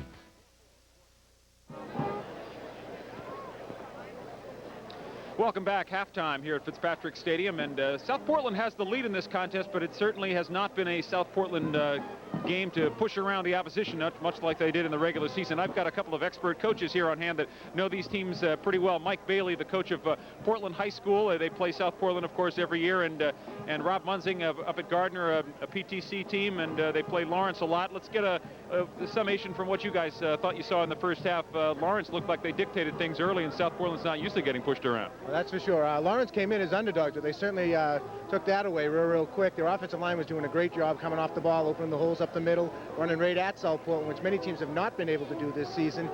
What's kept South Portland in the game is their defense. They had a great stand on that 4th and 1, and then the interception to give them a score, so that's balanced things out. Do you think that a motivated team like Lawrence, that maybe the South Portland kids might have underestimated the potential power of an Eastern Maine team? They've had their way in Western Maine. They had such an easy time in the Western Maine Championship game last week as well. Well, I don't think they probably underestimated. It's just you don't have an idea. There's no familiarity, with your opponent, and it takes some feeling out process. I think the edge that Lawrence had coming into this is Pete Cooper. He's a great man, and he's a great football program, and you want to play for him, and you want to go out a winner, and hopefully you can have a great memory for him. And I think that's a fact that you can't measure. And right now I think that's a fact that's keeping Lawrence close. Gardner coach Rob Munzing, Lawrence came in here. It looked like they had great play selection. They moved the ball very well early. Yeah, one of the things they were able to do, Tim, is get great field position. And they stopped South Portland 3-and-out first drive and got good field position, had a good drive going. And I think they're going to lament the fact they had 3 outstanding scoring opportunities there in the first half and only cashed in on the 1. Came up short on 4th down, and the second time down they threw the interception. And once South Portland got the field position, they were able to open up their offense. You saw them go to trips a little bit more and spread the ball around, throw the ball down the field. So they came out with the field goal at the end. I know John was hesitant there. It looked like he was going to go for the touchdown, but the right call was to kick the field goal here. And I think we're in for a great second half. A lot has been talked about this being the last game for Pete Cooper. How much emotion can you put on a coach's player's shoulders there, the coach leaving and such? Is there enough to play the whole second half with that? Is there emotion there, or is that pretty much gone by the wayside by now? Tim, I think that's gone. I think both teams, as Coach Bailey said, have felt each other out now. They've got an idea of what they were able to do and do well. This game's going to be decided out between the white lines, and the coaches. The motivation part of it is done. The team's going to decide this. I think we're going to have a great finish to this game. Do you think South Portland's seen anything that they can exploit in the second half that they didn't see early? Well, I'm sure both coaches are making adjustments at a halftime that the assistant coaches maybe picked up and maybe drawing up a wrinkle here or there. But again, as we said, it's a line of scrimmage that's going to win the ball game, and the emotions are done with, and the best team's going to win. Guys, thanks very much for helping us in our telecast with the pregame comments and the halftime. We appreciate it very much. Thank you. Okay, Mike Bailey from Portland High School and from Gardner High School, Rob Munzing. We appreciate their comments. Let's go up and check some of the stats, some of the paperwork with George Hale and Mike Hale, guys. Thank you very much, Tim. And here at the half, Lawrence leading in the rushing game, led, of course, by their 2 outstanding running backs, Nick Buck and Mike Bolduc, and also quarterback Mike Clark carrying the ball at times, too, with 28 carries overall in the First half, Lawrence 134 yards. South Portland managing only 24 yards on the ground on 17 carries. And the slight edge in the air going to South Portland. And their quarterback, Jason COOKE, 3 for 9 for 51 yards. He was intercepted once. And for Lawrence, their QB, Mike Clark, 3 for 4 for 22 yards. He also was intercepted once. So a total yardage on the ground and in the air. Lawrence 156 yards, South Portland 75. However, South Portland, George with the lead here 10-7 at halftime on that field goal. Well, it's been a very good football game, and I think the coaches have been hard-pressed. I think Lawrence caught South Portland a little bit defensively. I don't mean the coaching staff, but the players have to adjust. They came out and showed us Houdan split out way out right. They started throwing the ball. They started getting that big rip up the middle. I thought the real difference in the ball game started with the interception. South Portland came right back down and scored. And then their defense stiffened. Then you go 3 and out. You got to punt the ball, and then the bad punt gets them in trouble. But then the Lawrence defense came back and really was tough and forced the field goal. So Lawrence deferred to kick off. So they get the ball first in the third quarter, and I do believe that this is going to be a very critical first series for Lawrence. You hope, if you're a Lawrence fan, that you're not going to go 3 and out. All right, we're going to take a break. We'll be back to Fitzpatrick right after this.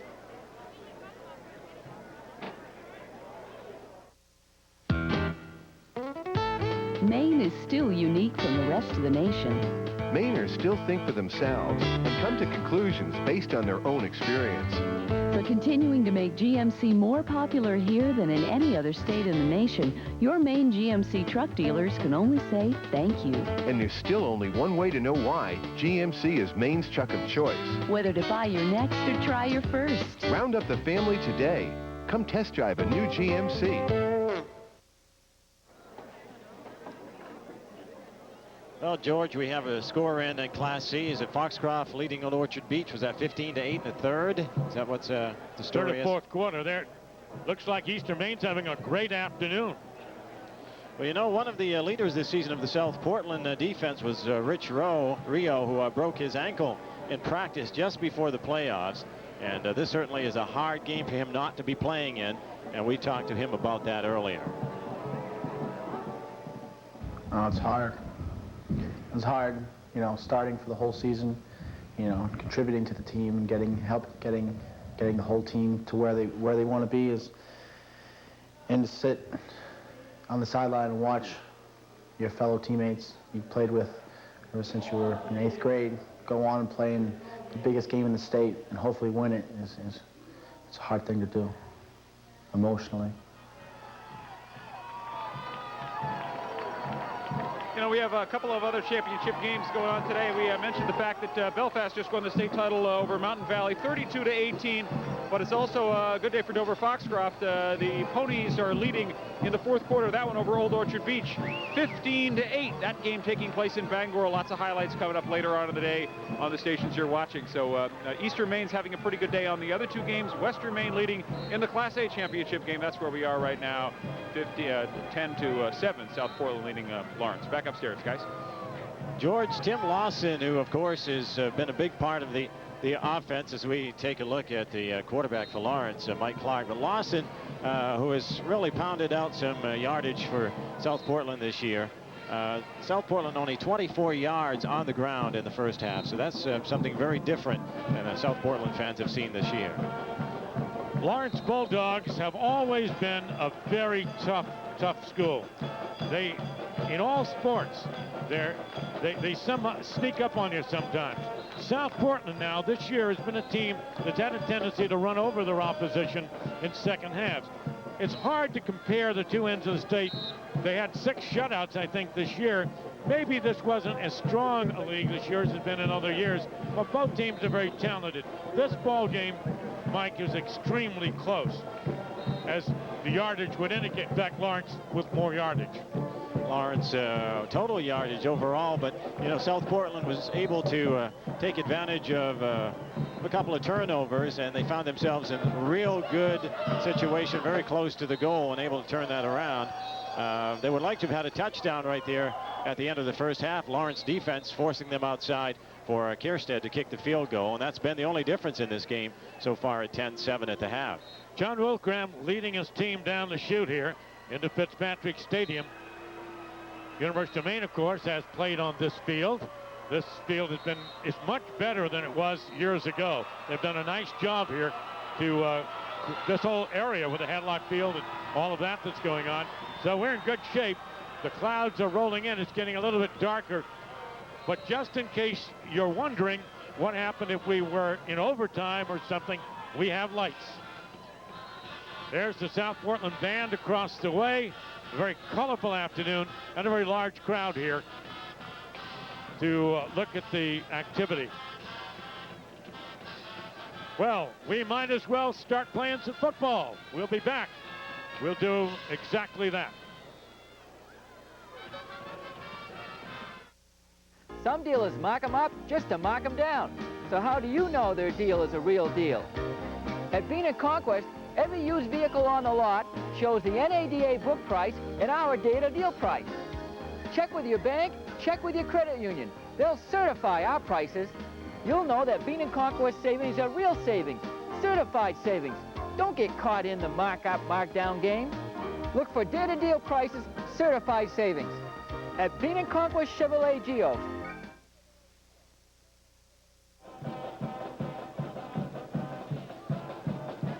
All right, we welcome you back to our live coverage of the State Class A Championship from James J. Fitzpatrick Stadium in Portland.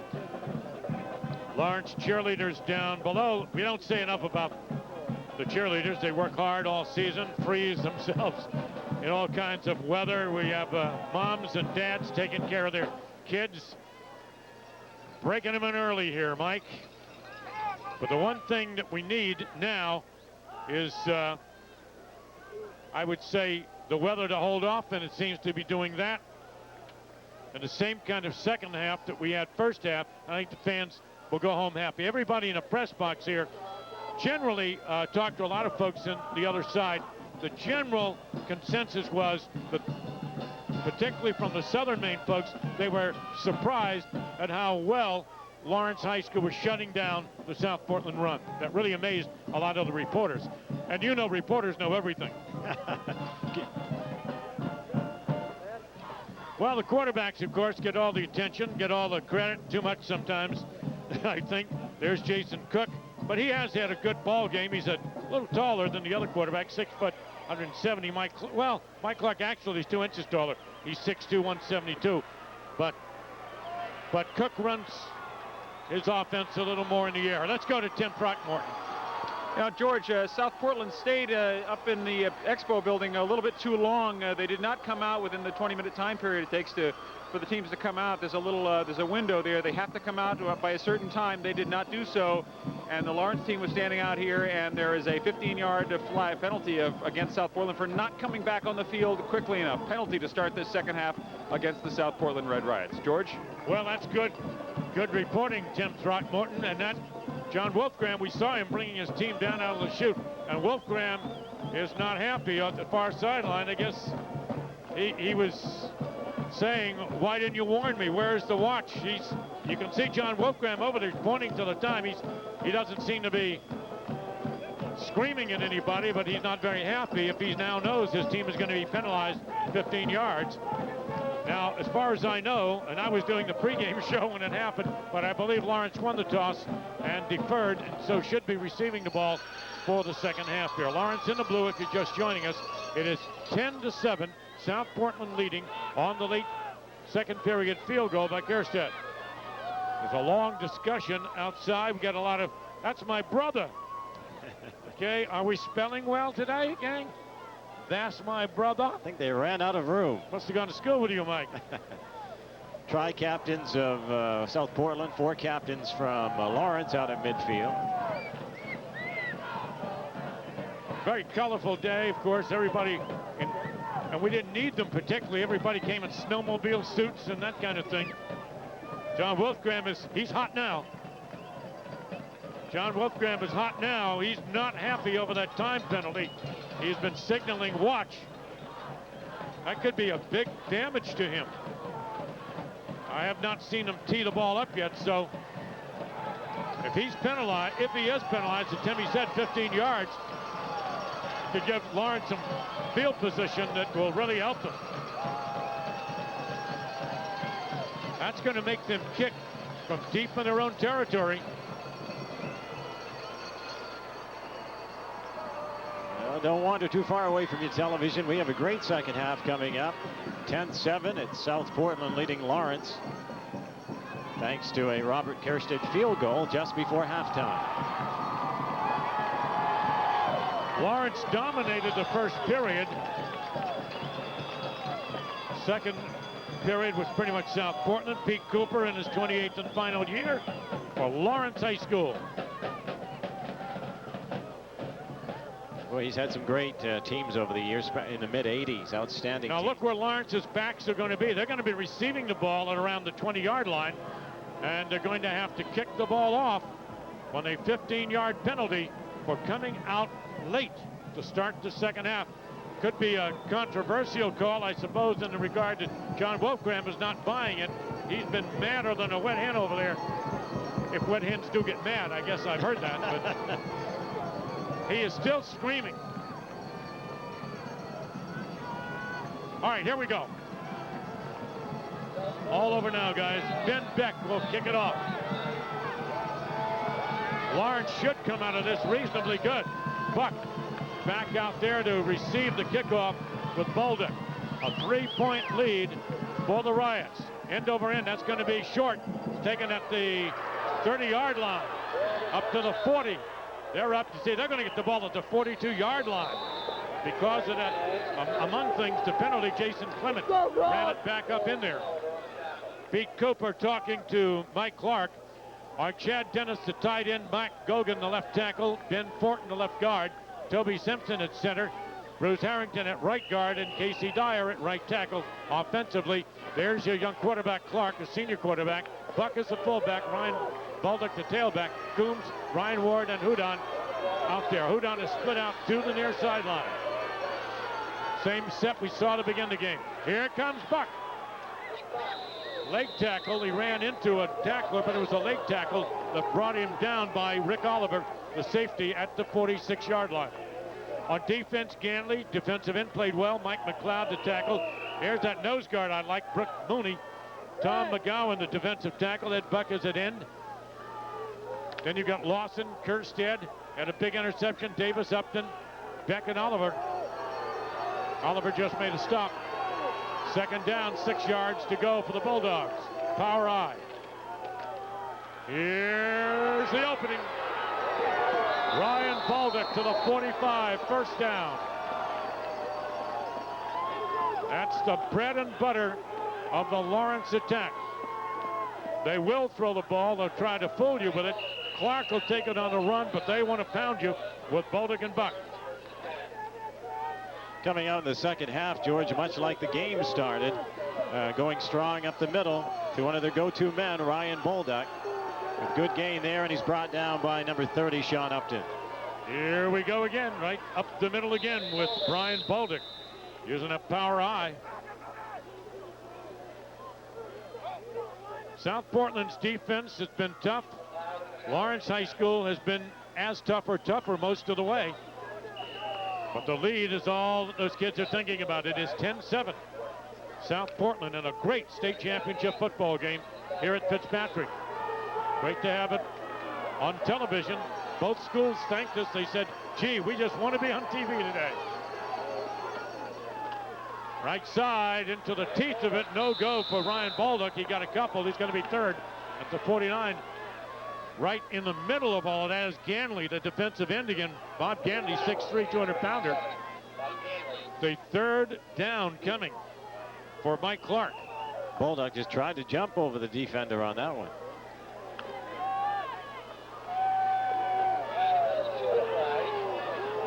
Forecast is for light snow on Monday. Your forecast? No, I don't know. We've had a great afternoon of weather. Here's a quick toss. It's going to go to Bolduc. He won't find any room. He slips, fights, goes short. Boy, are they hitting each other. I tell you, there's no love lost for the second half. That old 76, my buddy, the tackle there, Mike McLeod at 260, he was pounding on people again. It's going to be a 4th down, and let's see what Pete Cooper decides to do. It's 4th down and 3, and he's having trouble moving the ball. If he punts the ball, he's not going to gain a lot. He's going to gain about 18 yards. But on the other hand, if you don't punt the ball, you're going to give him the ball maybe closer, and he would like to pooch kick this thing if he can and get him back in there deep. So here's the punter, Coombs. He'll stand at the 50-yard line.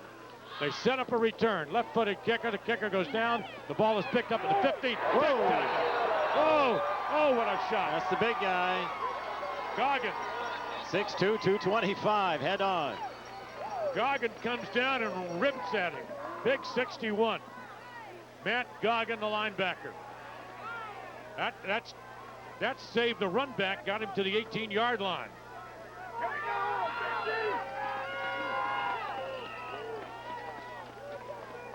You'll see Goggin, number 61 in the blue, coming in, and there he is on the hit on Isaac Stone, number 15. Hey, come here, kid, you're mine. Got some big boys here on this Lawrence team. Upton splits out to the near sideline for Jason Cook. Penetration. Hey, nothing's cooking. They have shut Tim Lawson down. I think he's only about 24 yards. He has 24 yards, and I tell you, he is a very fine football player. But the nose guard, Dyer, was reading him well right in the middle. Right at the line of scrimmage at the 18-yard line. Big 64, Dyer, the nose guard of the Bulldogs. Hey, Mike, doesn't get any better than this guy. Oh, this is great football. It's the kind of game I just sit back and have fun. Everybody else doing the work, and I'm enjoying it. All those guys on the cameras out there. They are doing a great job today. Jason Cook. Come back high. Here comes Lawson. They penetrated. Get him again. Look at a gang tackling. South Portland has Ben Beck at tight end. Diorio at tackle. DeMoro, the left guard. Josh Wolfram at center. The big guy, Brock Mooney, two-way player. Tom Hansen at tackle. Then Cook, Lawson, Salamone, Upton, and Davis.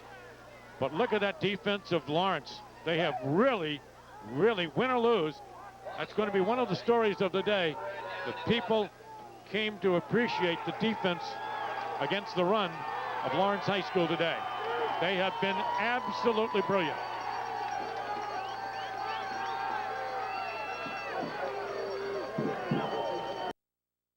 And there's penetration, and Lawson's going to get murdered. Look at the penetration again off the left defense. Coming on is Corvino. 85, Corvino is playing a great ball game. And you're getting back to the 13-yard line. Lawson, that great running back. And look who's got him right around the waist, the shirt, the ankles. He won't let go. They get Corvino in there, 6'5", 220. Goggin at 6'2", 225. You got Kasey Dyer at 6 feet, 221. The guys coming in. This is going to be a big-time 3-and-out, guys. 4th down punting coming on. Get it out of here. DeMoro has had a 51-yard punt in this ball game. And South Portland getting a man in late. So South Portland should give up field position here to the Bulldogs. Here's the punt. A bad punt. Out of bounds at the 35, and now this is kind of tit for tat because Lawrence had a bad punt. Now Lawrence, trailing by 3, will get unbelievable field position. Oh, there's that bad punt at the end of the first half that set up that field goal that has been the difference in the game, and we'll see what Lawrence can do being handed this great field position with 6:43 to go in the third. Buck has 58 yards, Bolduc 82 yards, Lawson only 19 yards. So he's lost along the way. And it's not Lawson running bad, he just can't run with 3 guys hanging on him. Here comes the quick opener. They read it well that time. Yeah, right up the middle. They try that Nick Buck rip off the right guard, and they stuff it immediately. There's McLeod again, down at the bottom of that big old 76. I never met the guy, never will probably, but Mike, if you're watching it on TV and a replay, I like you. Came to play. 5'9", 260. That's a spark plug. Split backs in the backfield. They you go. Hey, big distance shuts down. Bolduc had a big hole, but I tell you who made that was Kierstead again. Kierstead, the linebacker, read it, sidestep, came in and made the tackle on Ryan Bolduc. It's going to be third down. Here in the second half, the defenses have come up and taken charge of this game here in the third. Channel 5 in Bangor, Fox 51 in Portland. We can't do much better. I know we're going to have all those NFL games tomorrow. Well, I'll tell you something. These young kids are showing us what it's all about. It's real football here. Playing amateur football, playing the hearts out. Power I formation, third. Bolduc's got a hole, faked it, threw it, and almost the interception. Whoa.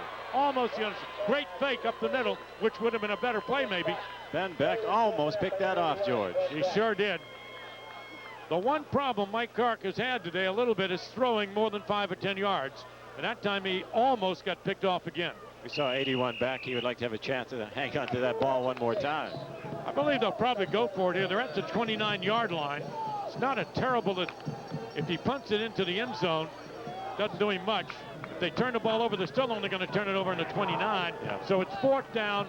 Houdan will go out wide to the right side. And Mike Clark will set it up with split backs. Fourth down. Toss to the Bolduc. Oh, big hit. Knocked him down. He is lost. What a terrific hit on that corner. Big hit. Ed Buck. Ed Buck, 6'1", 184. And that's probably the loudest hit we've picked up in the game so far. Big 59 at the corner. This kid is tough to bring down. He got to the corner at the 30. Bang. Right in your Labans. He can go home tonight and read that kid's number right off his stomach. He just got the helmet right in there. See the shadow on the field, George, as the sun tries to peek back through for a moment. Well, didn't hurt South Portland. They've got the ball back at the 30-yard line. Salamone coming up through and leg tackle down. Boy, they are not getting running yards against Lawrence this afternoon. At least they haven't at this juncture. Corvino in on the stop again among those in the middle. Lawrence High School Bulldogs playing fantastic defense. Nick Buck, the linebacker, in on it too. Pickup of a hard 2 yards. It is second down from their own 30-yard line. 8 yards to go. 4:55 to go in the third quarter. The ball is on the 31-yard line. All right, coming out wide is Davis to the near sideline. They'll toss it back to Salamone. There's penetration. He'll go down. The offensive line of South Portland cannot stop that rush. Lawrence defense led by Coombs, Harrington, Dyer, Morse, and Corvino. They have been just great. Buck, Goggin, Drake, Bolduc, all over the place, Clement and Dennis. It's a big loss, third down for the Riots. But they lead the game 10-7, no matter what the stats. Those guys are still freezing their belly buttons. I don't understand that, Mike. Adrenaline's flowing. They're probably not even feeling it today. I suppose they're younger than I am. Davis splits out left side. Here comes Cook. Inside handoff. Look out. Big room. Not a first down, though. Good play. Misdirection, and coming through is Matt Best. But it is short of the first down. They're going to be in a 3-and-out situation, although that almost worked. We've had some great tackles today, George, and at the end of this run, we'll see it again. That's wing T football on a counter. Nice run by Best. He just couldn't do it. Here's the punt. They'll come up about 4 yards short of a first down. DeMorrow to punt. He didn't like the last one. He hopes for a better one this time. 10-7, South Portland leading. End over end kick. Fair catch. That's Drake taking the fair catch. Now they've lost a little field position because they're back to their own 31-yard line. This game has been close. Statistically, Lawrence has won it. I didn't see the game in '92, but they tell me it's a very similar game. Lawrence kind of dominated but lost that football game. Right now, they're down by 3 points. John Wolfgram, very good tactician, out of Gardner High School at one point, center for the University of Maine. Smart guy, smart player, and an excellent coach. Mike Clark, senior quarterback, will have some help. He's going to bring Joe Coombs in now as a wingback.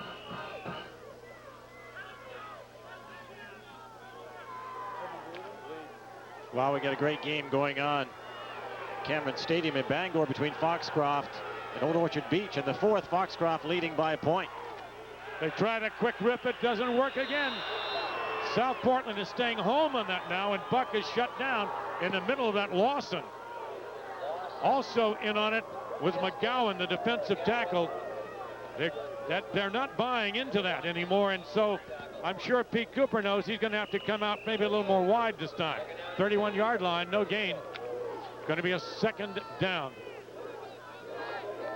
Clock rolling at 2:43, 2:42 in the third quarter, 10-7. South Portland leading Lawrence, and really a great football game. Tim Hudon wide to the right side. Coombs now is in the backfield. There's a little bootleg out to the right side, and he wants to throw. He can't do it, and they kill him at the 35. He gave the pump. He was looking downfield for Ryan Ward. Ward had good coverage on him, and he couldn't throw the ball, so he elected to run it. Not bad. Here's Tim. Yeah, thanks, George. South Portland, has never been trailing in the second half of a game this season. So far, of course, they haven't been in today's game either. But if Lawrence puts a score up, they will be ahead in this time. And they like to think of themselves, Lawrence, all year long as a second-half team. We'll see if Lawrence can earn that this afternoon. George? Thank you, Tim. 2:21 to go. Third quarter. Getting a little dark here, but a great afternoon. Hudon wide right. So Clark now's got a third down. Back to throw, the screen. The Bulldog, and no gain. Perfectly read by Upton. The cornerbacker, Sean Upton, number 30, read that screen perfectly. He comes up a little gimpy, but he did a great job with it. It's a good play, just didn't get him any yardage. Fourth down, 3 and out, they're going to kick.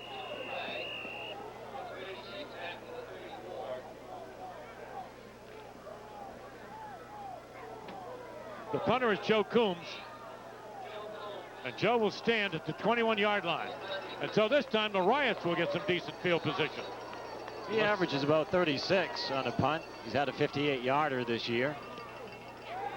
It's a good one with his left foot. It's going to go back to Lawson. Lets it go. Look at that thing roll. Lawson picks it up at the 19.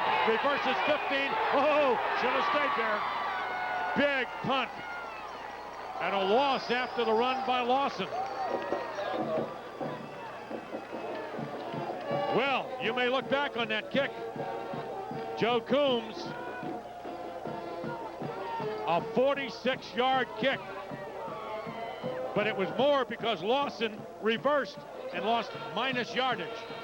Well, here's a chance to see that again. Yep, he let it go and it bounced the opposite direction, and Lawrence just zoned in on him. He had nowhere to go. How'd you like to be the only guy with 6 blue jerseys coming at you? Most of them weighing well over 200 pounds. All right, Jason Cook, the quarterback now. Flag is down. Did they lose the count? 25-second clock. Offside. Somebody lined up in the neutral zone or moved, one or the other. Something went wrong. Offside. The offense, they lined up in the neutral zone. Pete Cooper. They don't come any better. They don't come any nicer. We keep telling him if he keeps winning, he'll never be a broadcaster. When's he going to get back up in the booth? Probably next season. Well, the problem to be a broadcaster, he's got to forget some of his football knowledge before he gets up here. Anytime I've done a game with him, it's like going to football school. You can learn so much from the man. It's a young fan, still awake and keeping an eye on the game. Well, the baby cares. All right, Cook for the 1st and 15. They come back up the middle. Lawson, I believe, yep, lost his balance. Got it out to the 20-yard line. 1:18 to go. It is still 10-7, South Portland leading. Quarterback taking his breather right now. The way this game's been going with the defense, the breather isn't long over there. Kind of game you wanted. You hope for one like this. Kids showing the best, 2 undefeated teams. Cook kept it, busted play. I don't think he ever wanted to do that. Well, the defense didn't make that play. Don't matter who made the tackle. What happened was he wanted to get the ball to Lawson. Lawson went past him. He pulled the ball back and said, well, I better go. See what happens here. Lawson's behind him. See, Lawson went by him to block, and all of a sudden Cook said, why am I standing here all alone?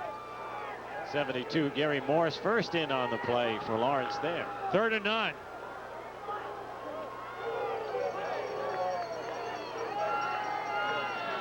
Davis wide right. Quick pass to Davis. It's going to be caught. Short of the first down, but he may run for it. He does. That's not good tackling. They had him and lost him. And I'm sure Pete's unhappy. That was a completion behind the yard to gain. Then he got away from the tackler and goes to the 31-yard line. He's wide open, Davis at the right. Now he's behind the line to gain. There's where he makes his move. He missed 2 guys. Buck missed him there. Give him some credit, too, Davis. He did a dance, didn't he? Yeah, we haven't seen a lot of that in this game. That's the end of the quarter. And it is still 10-7, South Portland. Hey, we're coming home. Stick with us for the final quarter of this great game.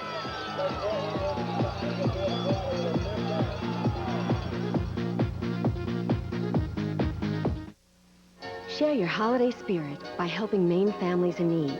Join Cablevision's Share the Spirit campaign, and Cablevision will reward you with a free connection. Just buy a food gift certificate or a present of $10 or more in value. Your gift will be delivered to a needy Maine family in time for the holidays. Plus, you'll receive a free Cablevision installation.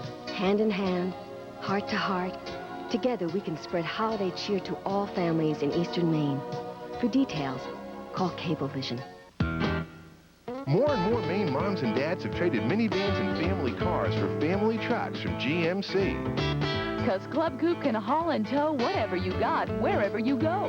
More truck for less bucks means GMC can often cost less than a minivan or family car.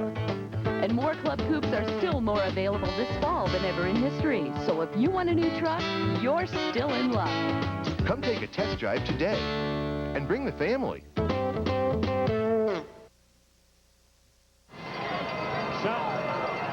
The South Portland band whooping it up over there. Cook is 4 for 10, 63 yards, all 4 to Davis. 1 has been intercepted. Didn't go very far with that play, did we, gang? Well, the difference of a year ago, South Portland beat Bangor 32-8. Lawson had 153 yards and 3 touchdowns in that game.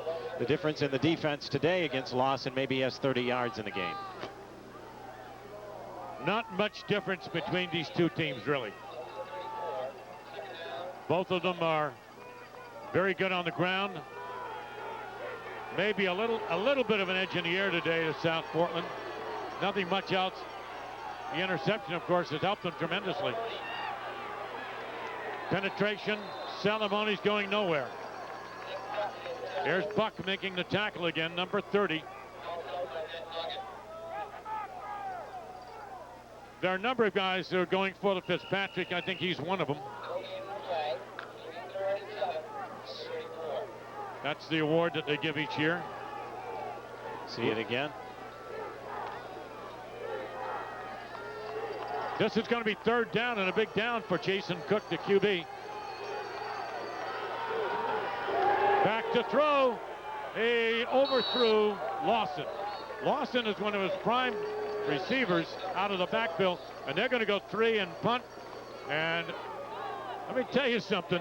This game is going to be very tough coming home. We're down to 10:43. Lawrence trailing by 3. Should have the ball near midfield or over midfield.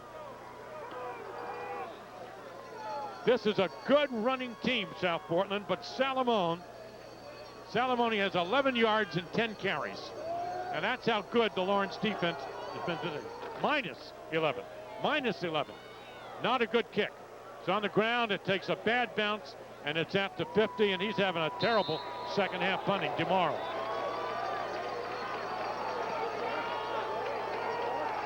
So here we go. That's where Lawrence started the game at the 49-yard line. At this point in time, there are no plays, no big drives that you must have. But you got to look at Lawrence trailing by 3 now. They're getting good field position. They've got to take advantage of it, Mike, sooner or later, if they're going to win this game. They're half the way home. But South Portland's defense has been getting tougher as the game gets longer. Here's the opening run. Here comes Bolduc. He's in the open. 30. It's a foot race. 20. He's at the 10. He's down at the 5. Flag is down for a face mask. Half the distance tacked on. Well, Mike, I guess I picked the right time to say it. Lawrence High School, Ryan Bolduc is famous for this, and he just opened it up with about a 45-yard run all the way to the 5, and they may tack on half the distance. Here comes 32 Bolduc, got a big block, got past his man. Now it's a foot race. Look at that tackle he slipped. He's just looking over his shoulder, saying, I'm going to go. Now he's got one man coming. And they pinch in on him. They finally get him, and there's the face mask. Not much of a face mask. It was up around there, and I guess the official had to call it. That was Nate Davis, number 44, finally catching up with him. But 12 touchdowns on the regular season. Actually 13 touchdowns and 1,214 yards. He's an explosive player, Ryan Bolduc. Oh, he's a magnificent player. We're at the 4. First and goal inside the 4, a little about 3.5-yard line. I formation. Clark. Flag down, no play. They jumped.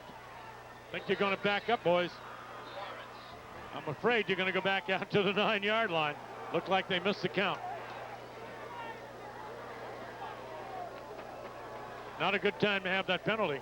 Going to take them back to the 9. That's why Pete has a little bit of gray hair after 28 years. You're down on the goal line, almost through it to 3.5, and now you're out in the 8.5-yard line. You're still in good shape, but that's tougher. It's tougher out there. Lawrence Bulldogs trying to get the job done. 9:44 to go in the game. 10-7, South Portland Riots. Here comes Bolduc. He's not going to go anywhere. Big defensive stand. Sean Upton, the cornerback. Big hit.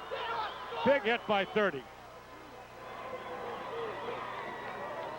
Let's take a look again. They're going to send Bolduc up the middle. South Portland defense right there to read it. They're looking for it. Nothing happening. I'll tell you, Ganley, I think, is down in on there. Ganley also. Hard to pick him out. Second and goal from the 9. They lost a half-yard. Simpson breaking out over the ball. Power on. Clark. Here comes a misdirection play to Coombs. Doesn't work. Gets a little bit.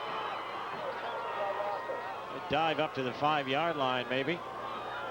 Lawson makes the hit at the 7-yard line. Bolduc now has 131 yards on 20 carries in this ball game.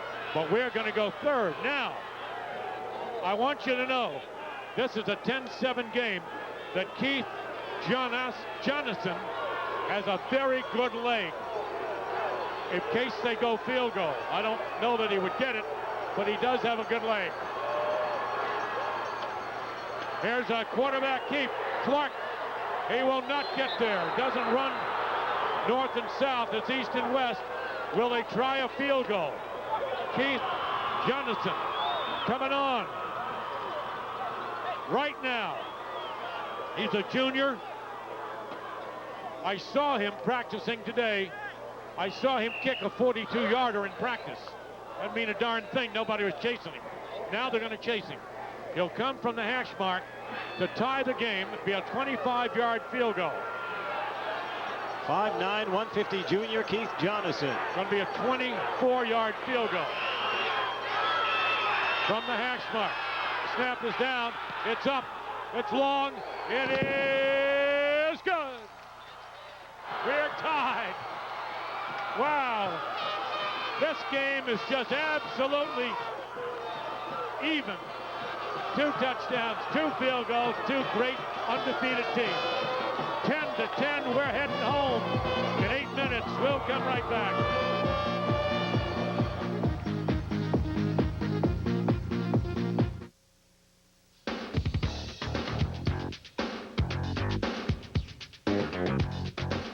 What's so special about Thomas College? Students get what they need to succeed. Individual attention, real-world experience, professional management degrees including marketing, accounting, and sports management, plus 90% job placement. Thomas College, celebrating 100 years of educating for tomorrow.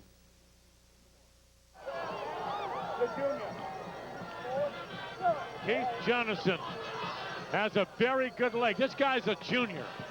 Comes at it. Ball is up there. It is good. It's down Broadway. It's his second field goal of the season, George. Five-play drive, 51 yards. But don't forget Boldugs' run. Don't take Boldugs' run out of your mind. I tell you one thing, though. Lawrence hurt themselves with the penalty. Might have cost them a touchdown.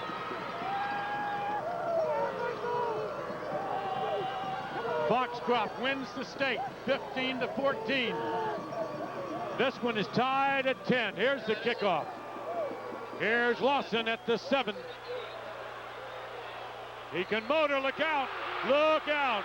30, 40, 50, 40. Oh, he's down. Oh, he's still on his feet. He is going to go the whole way. He dives over the goal line. He took a swan dive. This guy, Tim Lawson, has been waiting all day for something for him, and look at him. 93 yards. And he slipped a tackle on the sideline. Are you kidding me? What a great state championship game. Unbelievable. I thought he was going to go out. He got hit, but look at us. He's not used to running 93 yards. Tim Lawson, who had been stymied all day. Mike, that's just a great run. That makes up for the rest of the day for him. A 93-yard kickoff return for a touchdown. 16-10, South Portland. Kick is blocked. That's a big play right there. You bet your life it is. Let's take a look at this run again. A thing of beauty is a joy forever.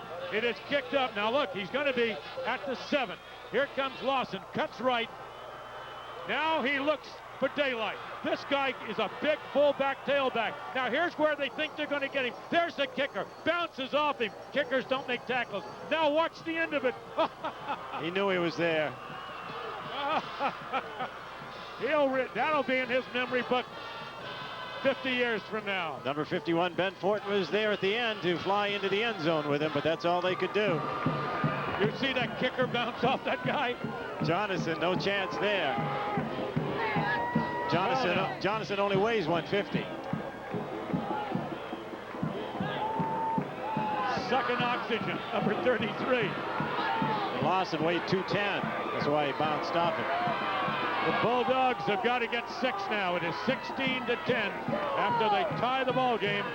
The Riots of South Portland come roaring back. With 7:51 to go in the game. Isn't it amazing? The two big stars, Boldugs with his big run, and now Lawson with his big run. What you would expect from this type of a football game. In crunch time, the big guys always show up. Here's the kickoff. Oh, it's a bad kick and out of bounds. Not been one of the strongest parts of the game today at times, although we've had 2 field goals in a high school game. Mike, I don't remember when I've had as much fun doing the game as I have doing this thing. This has had it all. I've done 10, I don't know, I guess about 14 games this year, and this has been as good as it gets. Didn't get any better than this. Now let's see what Lawrence will do. He'll take the ball.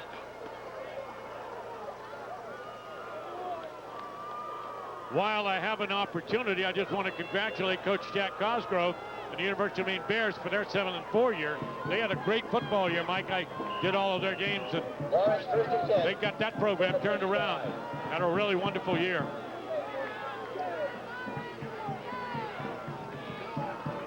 All right, here we go.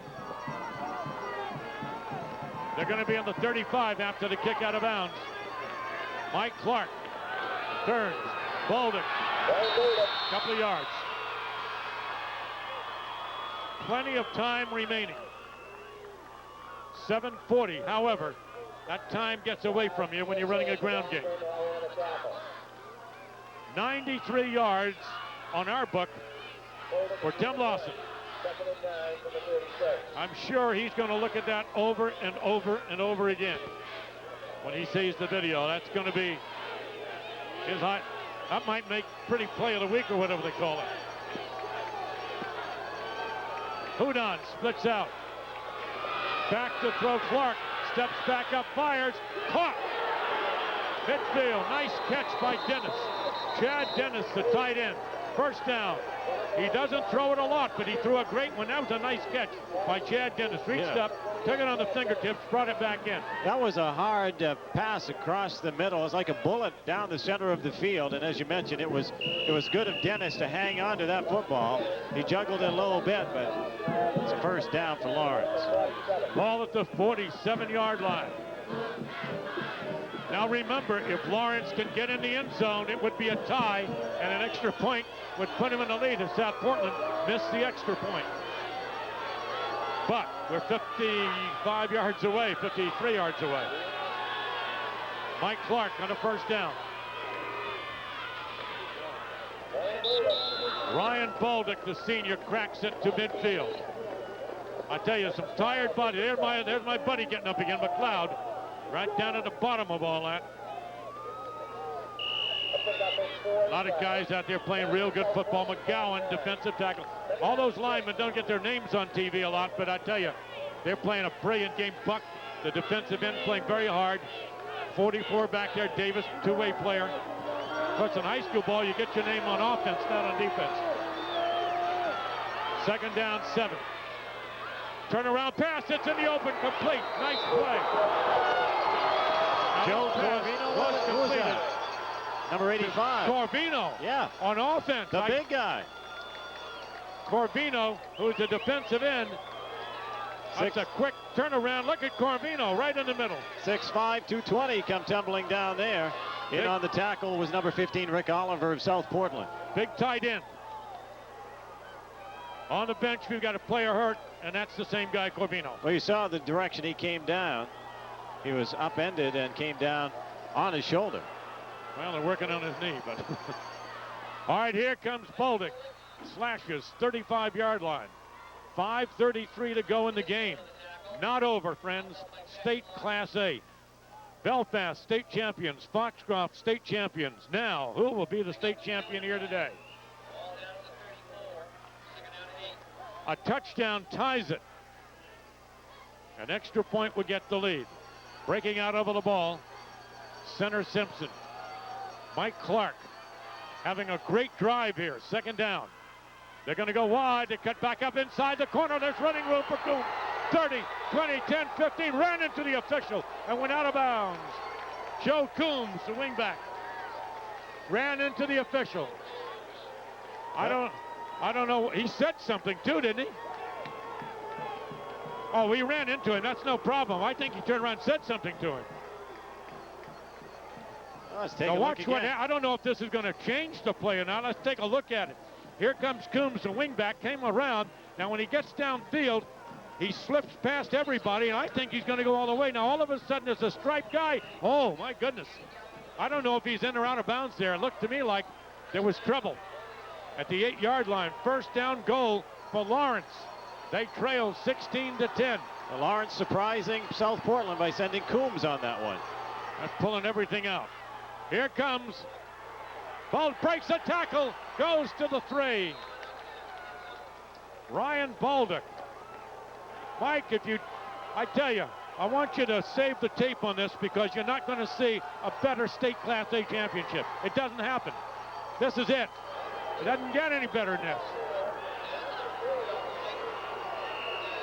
5, Channel 5 in Bangor, Channel 51, Fox 51 in Portland. Happy to spread this thing around the state today. We're at the 4-yard line. It is second down goal. We have an equipment problem on Ryan Bolduc. and it's going to be a timeout to repair the equipment on Bulldog. We'll be back. Don't you miss this thing. We're heading home.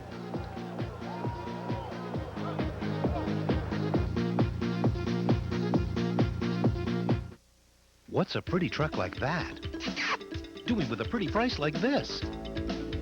Of course, it's Bean & Conquest, the prettiest deals on the prettiest wheels, loaded 4x4s. Pretty four-door Blazers. A new 97 Chevy Lumina with a pretty price, just $16,986. And a 97 Chevy Cavalier with a pretty payment, just $199.52 a month. Bean & Conquest Chevrolet Geo, Summer Street, Bangor for the prettiest deals on wheels. When it's the right time for you to button up for winter, the people at Hammond Lumber Company and the Owens Corning Company have the right stuff to help you do it, including special services from Hammond and fiberglass insulation from Owens Corning. Hammond offers free estimating and expert design help, plus a huge inventory of Owens Corning and free delivery of your order, usually within 24 hours. So when it's time for you to button up, talk with the people at Hammond Lumber.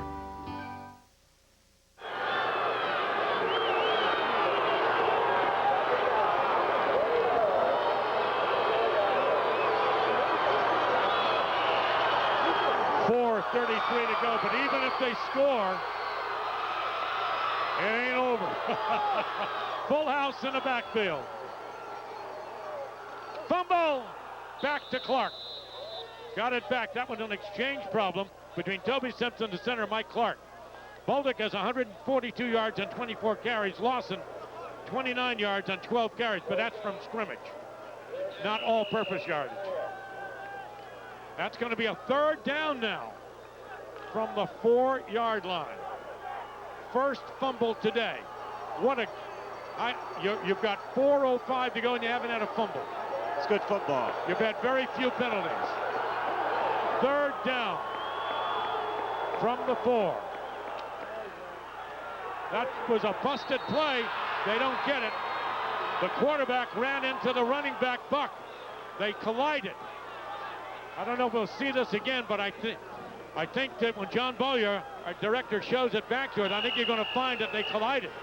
Now here is Clark. Well, you don't see it real well there. Doesn't mean it didn't happen. Timeout. This is 4th down goal from the 4. And Pete Cooper's career winding down. Let's take a look. I still think they hit on the side. It's hard to see from that angle. Academic. Wasn't that a clean handoff. Pete Cooper, 28 years. He's been through everything. But I think he's going to tell you that this is as close as it gets. A gold ball hanging in the balance. John Wolf. Great young man. Wolfram. Son is the center of that team. They've got a lead of 16-10. If Lawrence can punch 4 yards, they'll tie the game up. Now, if they turn it over, then it's not over, but of course, South Portland would have the ball. What kind of play do you call here, Mike? You almost think that it's going to be a pass or wide. They have shut that thing down inside. There's Coop. Here we go. You never know what he's going to pull out of his little magic hat of tricks here. Let's just watch this. Oh, they jumped. They jumped. Buck missed the count. You're right. Nick Buck missed the count. He leaned forward, and he knew it. It's a lot of noise here, gang.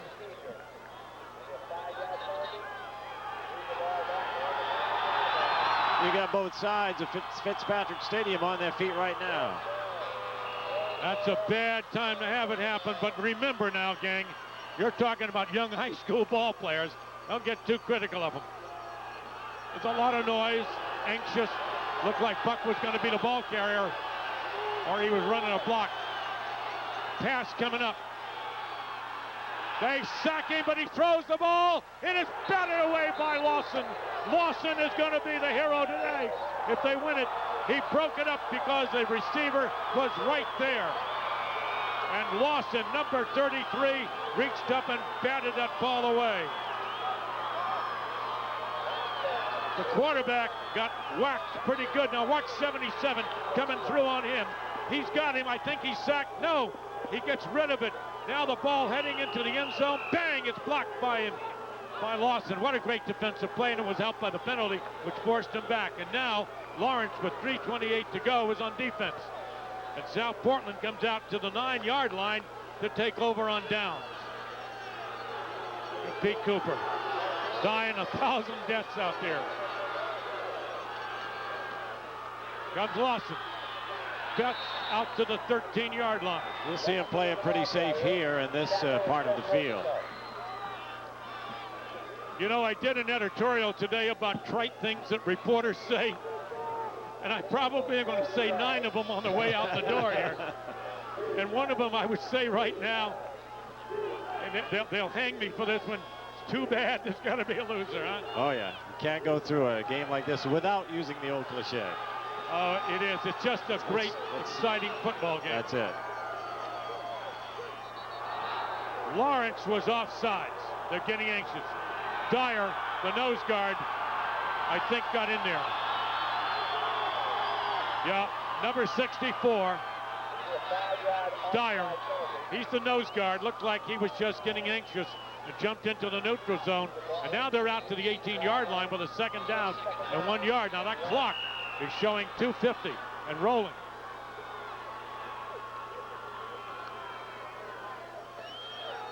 Both teams deserve every bit of credit they're going to get from their families and fans.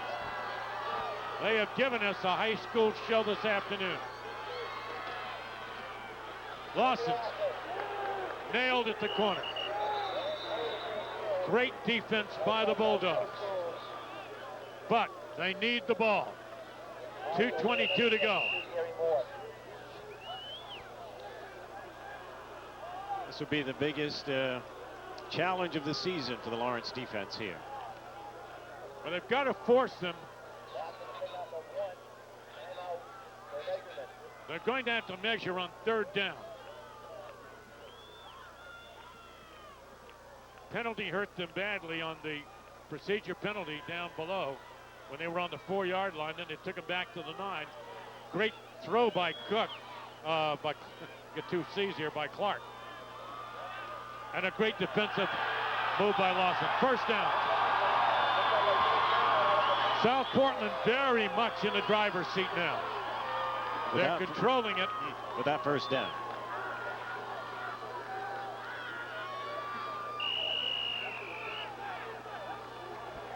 We are not quite sure on the timeouts. They just spent one that they didn't want. Remember when they had an equipment problem. I don't think they have more than one left. Lawson hit as he hits the line. They have really shut him down from the line of scrimmage today. That hit was made by Bolden. But that clock is rolling. We're inside of 2 minutes now. It is 16-10. South Portland nearing a state title.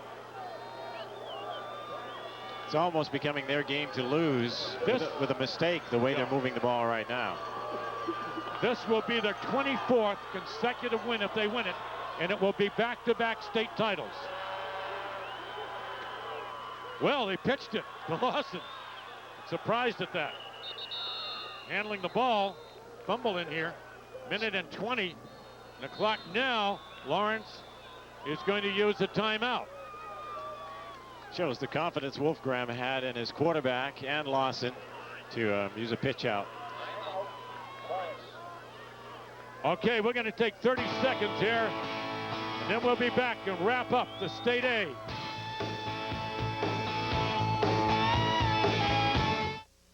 We know what we want in a fun night out. It's pretty simple, really. relaxing, comfortable place to sit with friends. To catch up on the day's events, have a cool drink. An incredible brick oven pizza. No pressures, no pounding music. A place where the conversation flows as freely as the refreshment. Fetta's Brick Oven Pizza and Bar. It's just the place for you. Fetta's Bar and Brick Oven Pizza. A casual, fun place to go when you're looking for something different. Pilot's Grill, and now Fetta's Bar and Brick Oven Pizza. 2 great restaurants under one roof. John Wolfgram's Red Riots.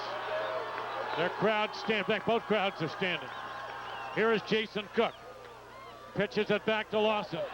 Goes to the corner, drives it strong. Leg breaks through to the 30, 35, out to the 40. What leg drive. That's why he's been a star this year. He's not having a bad day from scrimmage. They're just hitting him. He drugged 4 guys with him, then broke a tackle and took it out to the 39. First down, 1:09 to go in the game.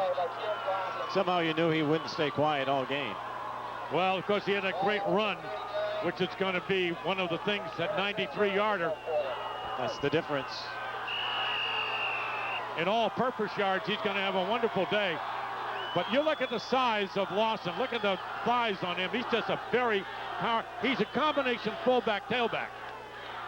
Solid 5'10", 210. Take a look at him. He looks like a wall. The big guy in the tailback right now.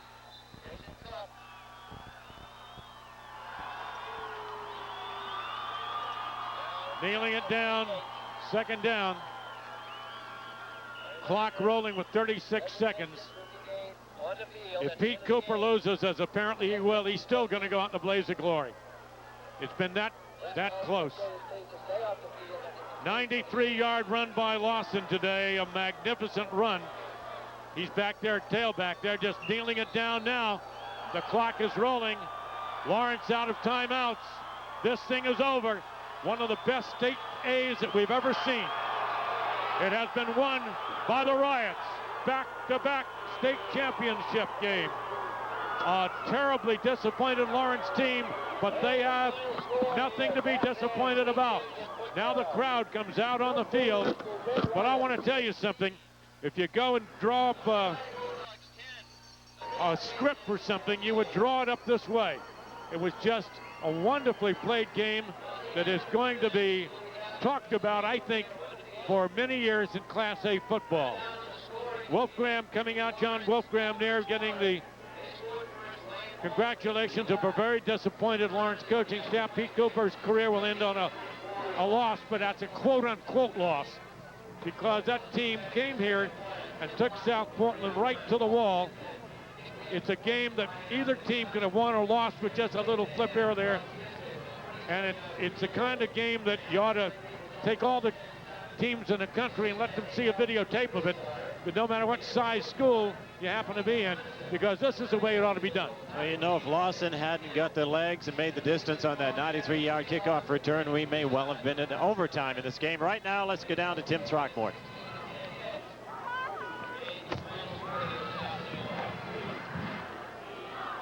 John, thanks for joining us down here. What a terrific game, and Timmy Lawson had a lot on his shoulders in that second half. Timmy Lawson was outstanding. He just carried us the whole way. The kickoff return and then the last run to get the first down. He's just a great football player, and Lawrence is an outstanding football team. They outplayed us. They really did. Our kids just hung tough, and we've got very gamey type kids, and they really played hard, and we hung tough, and Lawson's a great football player. We're really proud of the way we played, and Pete Cooper's an outstanding football coach, and Lawrence is a great football team. You've done it a couple times now. You played Pete Cooper in a championship game. That must be a lot of fun for you because you know you're going to get a great one like this. It is a lot of fun. It is a lot of fun, and our kids just hung tough, like I said, and Timmy made some great plays. Jason Cook, our quarterback, made some great plays, and I can't say enough about our kids, how hard they hung and how tough they played on the goal line. I don't know how many times we stopped them at the goal line. Must have been two or three at least, and we just played a lot of character football. Great win today, and appreciate the championship kind of atmosphere that was down here today, and certainly a job well done. It was a great game, an outstanding game, and had everything: field goals and kickoff run backs, and just a great football game. Johnny, so loud down here goal line that Lawrence could hardly hear the signals being barked out. Yeah, thank you. Right. Terrific game. John Wolfgram, the South Portland High School coach. We'll try to get a hold of some of the other kids down here in just a moment. Let's go back upstairs, George. Well, I know John Wolfgram. I know what a great coach he is and how smart a guy he is. And he said it. A reporter says he gets in trouble, but John said it. Lawrence outplayed him much of the way, yet they come up short 16-10. And that's why South Portland is a state champion. The old saying, you bend but you don't break. They were bending back and forth today, but they made the big play. Lawson showed up. Lawrence had 291 yards of total offense. South Portland had 120. Now that's the kind of stat in this game that's unbelievable. Lawrence outrushed. Now South Portland, well, I want to go down to Tim first. Let's go down to Tim. Return knotted up at 10. What was going through your mind down there waiting for that kick to come back? Oh, I was just wanted to try to make a big play. Didn't know what was going to happen, but I just kept running. There's a big hole right on that side, so I went right through it. Have you had a tougher game than the Lawrence Bulldogs gave you tonight? It's definitely the toughest game. Best team we played. They played a great game. You were here last year doing this. Is it just as sweet this time around? Maybe a little bit better? Oh, but we knew we had it won during the game last year. This was great going it down to the final seconds. You know, it's really satisfying. Where are you going to school next year, Tim? I don't know yet. I'm not worried about that right now. Best of luck. Thanks. Congratulations. Championship game, a big championship game for Timmy Lawson. Back upstairs. All right, Tim, thank you. Well, somebody will want him to come to their school, I'm sure. Lawrence, 247 yards on the ground, and South Portland's vaunted offense was held to 57 yards from scrimmage. That's an unbelievable stat when you look at a 16-10 final. Lawrence was 6 for 9 in the air, 44 yards. South Portland 4 for 11, 63 yards. Lawrence had 291 yards of total offense, 120 yards for South Portland, but 93-yard run back by Lawson is unbelievable. Pete Cooper talking to his troops for the final time. And listen, he goes out a winner in my book. This is just one of those great football games that I know the Lawrence fans are probably going to say, what if, but I'm not going to do that at all. I'm just going to say wonderful game. It was a great game to have on television. So whether you're a Lawrence or a South Portland fan, doesn't matter. If you're just a football fan, you saw a great game here this afternoon.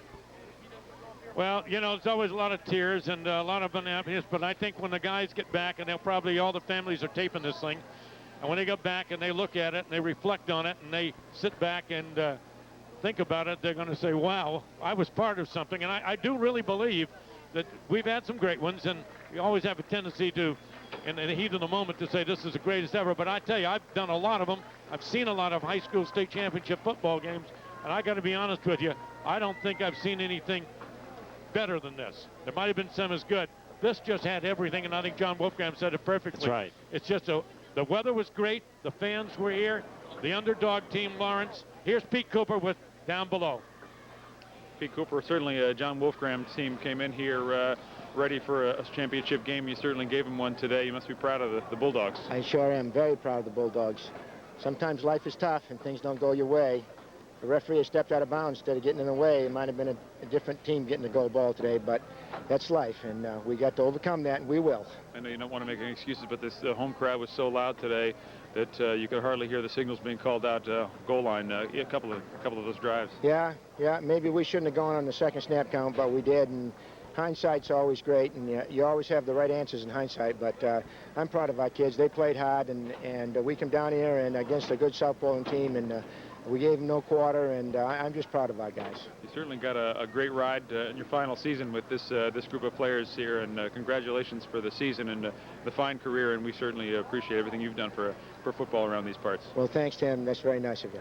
Pete Cooper, thanks very much. Pete Cooper and the Lawrence Bulldogs certainly can be proud of the effort they put in today. Let's go back upstairs. Well, you know, and Pete said it honestly, and he didn't say it maliciously, and I think you've got to say, if you're a Lawrence fan, you want to see that replay on that official getting hit with a player, but that's part of the game. Let's go to the PA system. Mr. Carl Stasio, principal of Thornton Academy, and representing the Maine Principals Association, will now present the runner-up plaque to Lawrence High School. Could we have Coach Pete Cooper, along with co-captains Matt Goggin, Bruce Harrington, Mike Clark, Ryan Bolduc. Could we have Coach Cooper and his co-captains out there at midfield to receive his runner-up plaque?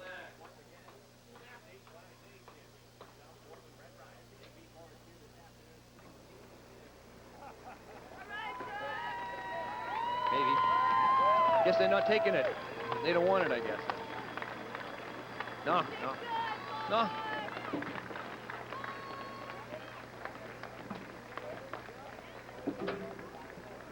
Mr. Carl Stasio presenting the runner-up plaque to the co-captains of Lawrence High School Bulldogs, Matt Goggin, Bruce Harrington, Mike Clark, and Ryan Bolduc.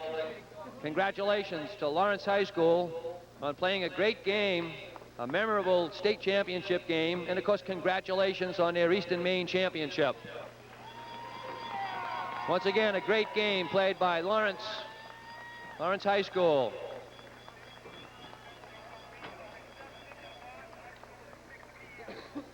There will be a reception at Lawrence High School tonight at 6 p.m. Reception at Lawrence High School this evening at 6 p.m. And next, could we have the 1996 South Portland Red Riots High School champions, Class A? Could we have John Wolfgram, along with his co-captains, Ben Beck, Jason Cook, Tim Lawson, and Rich Rio? Mr. Carl Stasio presenting the gold ball now to John Wolfgram along with his co-captains. Congratulations, South Portland, 1996 Class A state champions.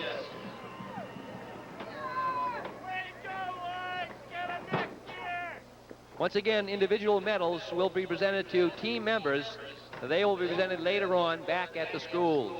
Well, it's just a gold football. The gold basketball we start playing for next week, but I tell you, in the minds of these young men, they've won it twice in a row, and the repeating is something special, isn't it, Mike? It certainly is, and we'll talk more about that when we come back in just a moment.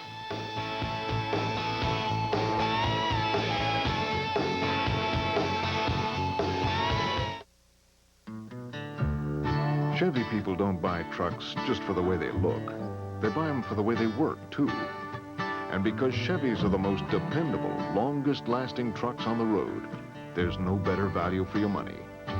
Right now, these values include a great lease on Chevy Blazer. So find the tough Chevy truck that's just right for you, right now, at your Maine and New Hampshire Chevy dealer.